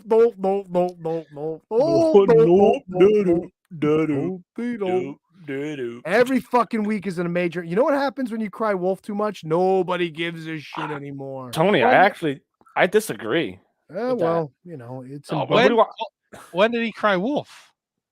The point is, every fucking week, it's like they have this earth-shattering announcement, or the game is going to change when this Wednesday happens. All right. He's a promoter. What do you want him to do? Stop! What do you mean? If you're a promoter, if you're owner of a company, why would you stop teasing people to tune into your show? No, Kev, it's the greatest thing to ever happen in wrestling every fucking week. Is he a fucking magician? How is he supposed to control the timeline of what happens to his company? If it just so happens that every week for the last 3 weeks something great falls into his lap that he can take advantage of, why not get it out there? Well, I think the point is in the introduction. You can't fucking say like, oh, I know we said last week was the greatest of all time, but this week, holy shit, batten down the hatches. All right, well, until next week happens, and that's going to be fucking the greatest thing ever. All right, so here's the thing. You don't say that this is the greatest thing that's ever happened. You say it after last week. You don't say it before next week. You say that next week. I think your semantics are confusing. No. Yeah. All I'm saying is every week cannot be the greatest thing to happen in wrestling. And that's of course it can until the next week. Oh, whatever. What do you mean? It works so great for WCW. They did that every fucking week. And where are they now? Right, well, after a while, nobody gives a shit. It's like, oh, again, the greatest thing. I still give a shit. Matt, do you give a shit? I do give a shit. Well, good. That's two of you. Put your heads together and make an ass out of yourselves. But I do understand where Tony is coming from. Of course, the point is valid to an extent, but you see, now you agree with me. It's like, fuck you, Tony, but he may be right. I don't know. No, I disagree with you 100%, but there can be an argument to be made if it's presented validly. Sure. How many huge announcements can you make at some point? Until you don't think one's huge, and then you just don't make the announcement. Right, but do they have the hindsight? Because we all know Tony Khan's a little bit off the rails. Yeah. Well, he may be on the rails depending on who you're talking to. Do they have the hindsight? Like, clearly, I don't think he has a PR guy. Like, Tony Khan just does whatever the fuck he wants to do because he's a bazillionaire. Does someone have the hindsight to be like, hey, dude, like, stop with the, it's going to be huge, and then, like, fucking Chip from Chippendales shows up or something. All right. Like that. So here's the thing in my response to that. What he's doing is not so like offensive, or like if he does disappoint, it's not the end of the world. So like, and I kind of mentioned this, when he does hype announcements, they are kind of anticlimactic as opposed when the surprises just happen. So there is something to be said for that, but he's not doing anything that like, listen, like what, like who hasn't done it? Bischoff's done it. McMahon's done it. Dixie Carter's done it. They've all done it. Matthew Birch says Tony Khan's hyping up big announcements all the time, gives off Dixie Carter vibes every time I see him do it. All right, here's the difference, though. AEW is not what TNA was. It's just not. Who said that? That was the True Prince of Pro. That was the True Prince of Pro, yes. Yeah, and they've all done it. Like I rattled off Dixie Carter before I even saw that thing. It's happened before, but it's not so like people should stop like lambasting him for just saying, hey, I got something big to say, and then it'll probably be big. Well, let's hope. He said, I have a huge announcement coming and nobody knows what it is. It's going to be something very important in the wrestling business. It's not just one particular piece of talent, something very special. I'm really excited about it, and I believe it is something we will be in a position to announce on Wednesday. All right, there you go. Beautiful. So we'll have to tune in and see. But if you watch Dynamite Wednesday night, you'll see Buddy Matthews is now part of the AEW roster, and he has aligned himself with the House of Black. So that was pretty cool. It's also being announced that Shane Strickland. I hate cynics. I hate them. I'm sorry. I just hate them. Just let it fucking play out. I'm sorry, Matt. Go ahead. Yeah, we're ending at 10 o'clock. Sure. We do a wrestling podcast. We never let anything play out. Shane Strickland is signed to AEW, apparently, according to Fightful. So that's pretty big news. But to Steve Mack's point, at some point the releases are coming. It looks like we have this for AEW Revolution this weekend, my friends. Hangman Adam Page, Adam Cole for the AEW World Championship title. Britt Baker defends her women's championship against Thunder Rosa. The AEW tag team titles will be on the line in a three-way dance as Jurassic Express defends against Red Dragon, and whoever wins the tag team battle royal this Wednesday night. Jade Cargill will defend her TBS championship against Tay Conte. John Moxley will take on Bryan Danielson. CM Punk and MJF in a dog collar match. Our revolutionary ladder match with Wardlow, Powerhouse Hobbs, Keith Lee, Ricky Starks, and a couple more TBDs. Matt Hardy, Andrade El Idolo, and Isaiah Cassidy take on Sting, Darby Allin, and Sammy Guevara in a Tornado Trios match. Bro, tell me when the last time you saw a stacked card like this. It's incredible. Yeah, AEW knows how to give them to us. Yeah, fucking amazing. Fucking amazing. Wardlow and fucking Willie Hobbs in a fucking ladder match. Whoa. What do you have against Wardlow? What do you have against Hobbs? Nothing. Why are you putting these fucking slobs of beef in a ladder match? Enough with the shit already. It's never been done before. Oh, fucking A, dude. The greatest thing in pro wrestling, Willie Hobbs and Wardlow in a ladder match. Oh my God. Tony, as a big beefy guy yourself, I feel like you'd appreciate big beefy. No, not a fucking ladder. Dude, when I'm on a ladder, I'm scared to death. I'm going to fucking fall and break my ass. Think I want to see these two big chunguses climbing a ladder? Fuck no. They're going to reinforce the ladders. Like fucking chung guy climbing for fucking what? A fucking poker chip or a briefcase or a fucking clipboard? Fuck you just hate AEW, and it boggles my mind why. No, I didn't. There were certain matches I didn't bitch about. That one, yes. And I can't wait to see what a disaster Tay Conti and Jade Cargill's going to be. Oh, stop. Ooh, fuck. Who's going to lead who on that one? Have you ever heard of a concept called building new stars? And making people all right, we'll see what relevant? Stars get built in this match. In the ladder match? Totally interested. No, the fucking women's match. Stick with it. Come on. No, they're already stars. Taya's more over now, and Jade's a star, so they're both stars. Okay, let's see what kind of star match they put on the pay-per-view. Starman is not in this match. Oh, brother. You fucking dick. We will have our picks by Sunday, and they will be on social medias for you to follow along. So follow at Wizards Podcast on social media for that. Tony, since you're all fired up, full of piss and vinegar, let's keep that train rolling. The 3 count on the NWA. What do you got for us this week, big guy? I don't know what they were going for in NWA USA. There was a silly segment where Nick Aldis, Trevor Murdoch, and Idol Stevens. Yeah, Austin Idol. I don't know why I came up with Idol Stevens, where they were all at the podium with Kyle Davis. And apparently, I don't know what the joke was, but it was like Austin Idol was Nick Aldis's manager when he won the 10 pounds of gold. And now they're doing a GoFundMe for Austin Idol and fucking Idol Management Enterprise. I had no idea what this was supposed to be, but they were all fucking laughing and having a good time. It just entertained the fuck out of me. Raven started his shit again because fucking Mae Valentine slapped Natalia Markova, whatever the fucking name is, and Medusa came out and she's like, "You get out of here, get off my show, get out of this building, get the hell out." She threw Raven out. Good for her. Oh, good for her. Finally getting some fucking peace and order in NWA USA. What? Tim Storm couldn't step up and throw out. Tim Storm is back on commentary. Thank God. I thought he was the commissioner. He is, but this was Medusa's chance to fucking throw Raven out. And Raven's like, "Oh, calm down." She's like, "No, I'm not calming down. You get your ass out." I was like, yes. All right. Nice. Number 1, though, for the week came from NWA Power. Rhett Titus and Colby Carino had a banger of a 2 out of 3 falls match. Amazing shit. The referee was on top of shit. Fucking Colby Carino's a cheating motherfucker, and he stole 2 wins from him. Fucking great match. Go out of your way to go to that and see that 2 out of 3 fall match. I'm sorry to interrupt you. Do you know how great this match was? I told Matt before we went on the air. I love this match, and it took me so long to realize that the referee was Keenan. Oh yeah, and I didn't even know. I didn't even notice it till put on a few LBSs. No, that wasn't my point. I was saying that's how good the match was. So I didn't notice a former guest of the podcast as the referee. But he was so good in this match too because he was on top of everything, and it made it seem like he was trying to be fair, but then he got caught like not paying attention, and that was the downfall for Titus. It was fucking beautifully done. Beautifully done. Made it a point to watch this. Anything from NWA this week, watch that match. 2 out of 3 falls. Good shit. Good shit. Showing up late night Nelly.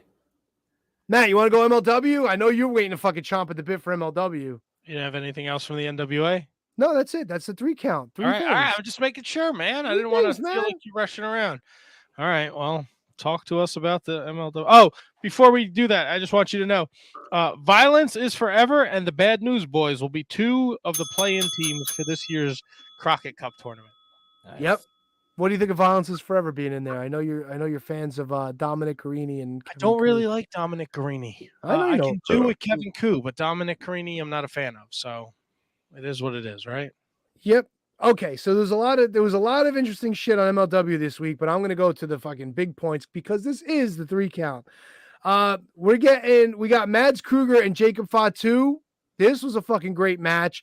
Mads Kruger looks a lot better when he's wearing his shirt as opposed to shirtless when they were in Crash in Mexico. So good on him. Even Akira Kwan got involved in this thing. Yo, Mads Kruger had a dive to the outside. It was perfect. He didn't fucking over-rotate. He didn't almost land on his head. He fucking shot out like a missile and almost put Jacob Fatu in the 4th row. Fucking beautiful. I love this match more than I had any right to.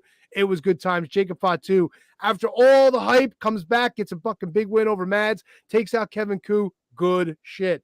Number 2, Richard Holiday, another interview. He goes in to see the fucking El Jefe, and he's like, I want what's mine. And El Jefe's like, you know what? You can get what's yours. Problem is, Davey Richards got a title match.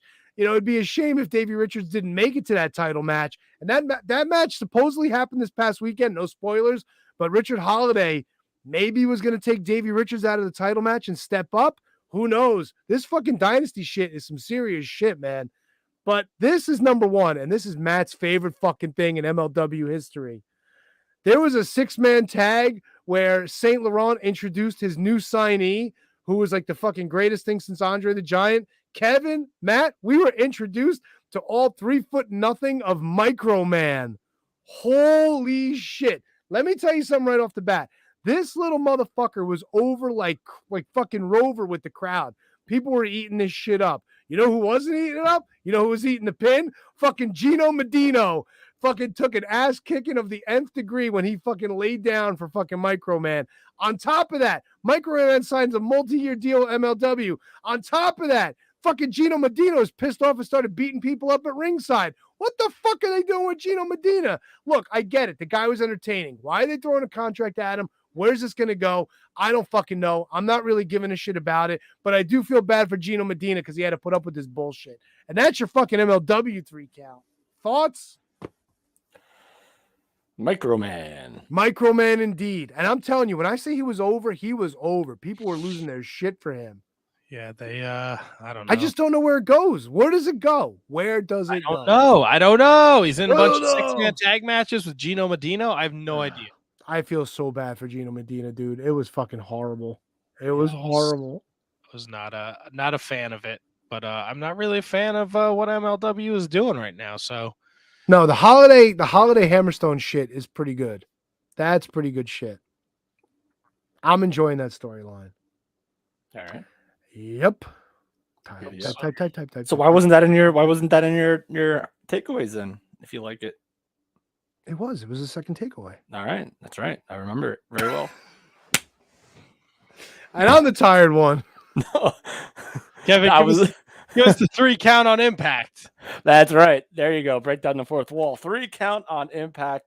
A loaded show. We're still on the heels of Honor No More being allowed to be in Impact Wrestling. And of course, this was Eddie Edwards' explanation. That will be number 1. So number 3 is going to be right away. Go ahead and watch Deanna Purrazzo versus Lady Frost. Tony used the term before, banger. Watch this match. An incredible match. And then immediately followed by a tease with Giselle Shaw coming in. She saw the spotlight available for her. She came down and she's going to try to make her way in. But go ahead and watch Deanna Purrazzo versus Lady Frost. 3 count, the 2 count, I guess we would call it, would be the Bullet Club explaining why they got rid of the Guerrillas of Destiny, shedding dead weight. And of course, the Bullet Club now is consisting of Jay White, the Good Brothers, and Chris Bay. So, and they get into a backstage brawl with Violent by Design, who still have a business relationship with the Good Brothers, and they will be fighting at Sacrifice for the Tag Team Championships. And the number one would be, again, like I said earlier, would be the Eddie Edwards explanation of why he joined or why he joined Honor No More. It's because he was sick of waiting while Kenny Omega, Moose, Josh Alexander couldn't get the job done. And when Josh Alexander did get the job done, they chose him over Eddie Edwards. And Eddie Edwards is very bitter. Alicia Edwards, his wife, comes out, and Eddie Edwards pretty much just turned his back on the wifey. So a lot of stuff happening there. Heath will be challenging Moose at Sacrifice this weekend. Heath and Moose had a nice little back and forth in the original and the open. So that was that. So 3 takeaways are the Bullet Club explaining why they got rid of Guerrillas of Destiny, Virtuosa and Lady Frost with a banger, and Eddie Edwards explaining his actions as why he joined Honor No More. I saw that interview. That interview was amazing. Please search it out and find it. Eddie Edwards was on point, on the money, fucking diamonds on this thing. Yeah, and I agree with that 100%, because you don't, when you think of Eddie Edwards, you don't think of like 100% promo guy, but he like laid it in and he was good. Fucking nailed everything. Yeah, everything. This is definitely good. And even Moose beforehand in the open was really good as well. So that's honorable mention, I guess, Moose. Hey, this is Moose. That's right. So, oh my God, people love the Moose drop. By the way, no, if this was like an hour ago, we could have like a field day with this. That no surrender show is this. What did I say? Sacrifice or no surrender? No surrender is this weekend. No surrender takes place Saturday. Oh baby, Moose. Oh, I'm sorry. You're right, Kevin. It was Sacrifice. My apologies. I may have said no surrender, so maybe that's what it was. Quick 3 count for not NXT. My apologies. Like fat fingers here.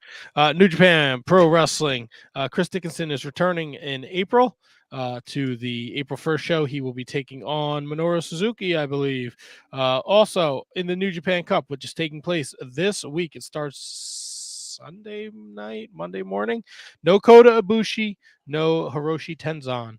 Tenzan has a knee injury, and they decided that it would be safe to keep Kota Ibushi out of the tournament and let him recover, be 100% versus risking him being injured more. That's smart. One more last 3 count. GCW had a huge weekend. Brian Myers and Matt Cardona took on Joey Janela and X-Pac. Him and X-Pac and Janela beat Cardona and Brian Myers. X-Pac announced that it would have been his last match, and just as the crowd was lovingly applauding X-Pac, Joey Janela super kicked his head clean off his shoulders. So it looks like we're gonna have a Joey Janela X-Pac feud. Also, Kevin's fuckboy decided to get in Chris Dickinson's face, so it's been nice knowing Matt Cardona, because Chris Dickinson is going to fucking kill him. Dickinson doesn't stand a chance. AJ Gray called out John Moxley, and it looks like that will be a title at GCW Spring Break over WrestleMania weekend. John Moxley defending the GCW title against AJ Gray, as well as Mance Warner issuing a challenge to the GCW Tag Team Champions Nick Gage and Matt Tremont. So it looks like Mancer's going to get back in the ring with Matthew Justice and try and take back those GCW Tag Team titles. Nice. That's 3 count for GCW. Fuck yeah. Quick rundown of all this stuff. Undertaker's going into the Hall of Fame. I don't think any of us have a problem with that. Nope. And it also seems that it's not going to be just him. So it looks like there's going to be more inductees to be announced soon. So that's awesome. I don't want it just to be a one. guy show. No, yeah, I saw that floated around. I agree with you, Kev. He's got to be the head of the class, but there's got to be other people. There's got to be other people. We have a booked, jam-packed March for you. March 7th, Carl Fredericks from the New Japan LA Dojo. March 14th, Anthony Henry, Evolve Superstar, former NXT Superstar. 21st is to be determined. There's a couple emails out there. And then March 28th, Alex Coughlin, also from the New Japan LA Dojo. Nice. Plus, you'll get Kevin's Top 5 1 week, a Wizard Rewind 1 week, Can You Beat That Challenge, and a Down the Aisle. So we are trying to give you the best possible content available from us, the Shining Wizards Wrestling Podcast. I know this will probably be our last 3-hour show. I hope. For a while. One more story we forgot. What do we forget? The Gabriel Kidd. Oh, Sonny. Na na na na na na na na na. Oh, he's got to bring us down, man. Sonny. We got to talk about it at least for a minute. I don't have it in my notes. All right. Well, then I'll just because she was arrested again. Please get help. Please help Sonny. Just say a prayer for Sonny. All right. At this point, positive vibes for Sonny. I'll say it. At this point, her help is to stay where she is. That's it. Clink. Yeah. Keep her in That's the it. clink. Because, dude, again, the rap sheet was everything she's been in trouble for the past 10 years. It's all the same shit. All right. So here's the thing with her. She makes, and you know what? I'm not even gonna do it. So it's not even a big deal. But hopefully she stays where she is for a long time or a year, maybe year and a half, and figure something out. And surrounds herself. I can't even say that because I don't know anybody that she hangs out with. I just keep wishing and praying that she hits that point where she's going to turn it all around. And I don't know if it's lack of effort, but something's got to change, man. Something's got to change. And I don't know if I speak for you guys anymore, but I do feel for her. I like her. I think she's an awesome person, but she's got some fucking issues, and she's got to fucking deal with them, man. It's and that's what it is. It's the trouble that a lot of people face all the time. You can't get based on the charges what she was charged with. It's addiction based. It's a lot it's all the same stuff. It's either alcohol, it's either prescription, it's whatever it was. Again, I don't know because I haven't seen the police report, but it's not easy to No, it's not, but it's heartbreaking. It's getting to the point where something's got to change, or something, there's not going to be a good result, and it's a shame. It's a shame. It absolutely sucks, and I truly wish her the best, because she's, again, I don't even know how to she's not going to be getting out of there anytime soon unless she was granted bail. I don't even know. No, she's on probation. That's a violation. She's going to be in there a while. I mean, unless someone can post, or if it was even whatever it is. Anyway, you don't even know how to reach out to someone like that you're kind of on the outskirts of friendship with, but not really friends with. So you don't even know what to do. What can we do? There's nothing we can do. Just pray and hope for the best, man. Yeah. Sorry, I didn't mean to bring the show down, but I figured Sonny's Sonny's she's been a big part of the show for the past 10 years. So we kind of got to bring it up, I guess so. And I did. And now we're done. Be sure to follow us on all forms of social media at Wizards Podcast. There's actually, a link tree? Yes, we've got a link tree where one-stop shopping. It'll get you every single thing you need to know about the Shining Wizards. That's right. Yeah, so it's right in our Twitter profile. You click on it, you can find out where to watch the show, all the social media chat platforms, all the places you can listen to the podcast, the Discord, Patreon, the T-shirts, the website, which Tony is redesigning, all sorts of good stuff going on in the Shining Wizards camp. And please stay along for the ride. Tell your friends. We got a huge March set up, and we got the Patreon rocking and rolling. We recorded a crossword puzzle on Saturday, which will be available in March. That'll be up soon. A lot of fun with that. We made a lot of references to that tonight, inside jokes. We're going to record something Sunday, a little bonus episode, and we're just going to try and pump out as much content as we can for you guys, because we appreciate you supporting the Shining Wizards Wrestling Podcast. Please tell your friends. Tell them. to tune in. Check us out. We had a great interview tonight with Kidd Bandit. Yeah. Great catching up with Steve Monster Mack. And a great time with Kevin and Tony. And myself. I don't know. I don't know why I said myself. No, because you were a part of it. You're a big part of it. You were You're a great part part of it. too. Yeah, you listen, I love you. I love both of you guys. I can't wait for next week. Thank God that All right. All right. We'll be back next week. Same time, same groovy station. You son of a bitch. You Good son night, of a Gracie. bitch. Why? Why? Into space. Oh God, you're playing music. Do do do. Good night, Gracie. Good night, Gracie. Come on over your facey, Gracie. Press the stop, cause I'll keep going. I know. I'm working on it. I gotta Pick get us out off those the camp.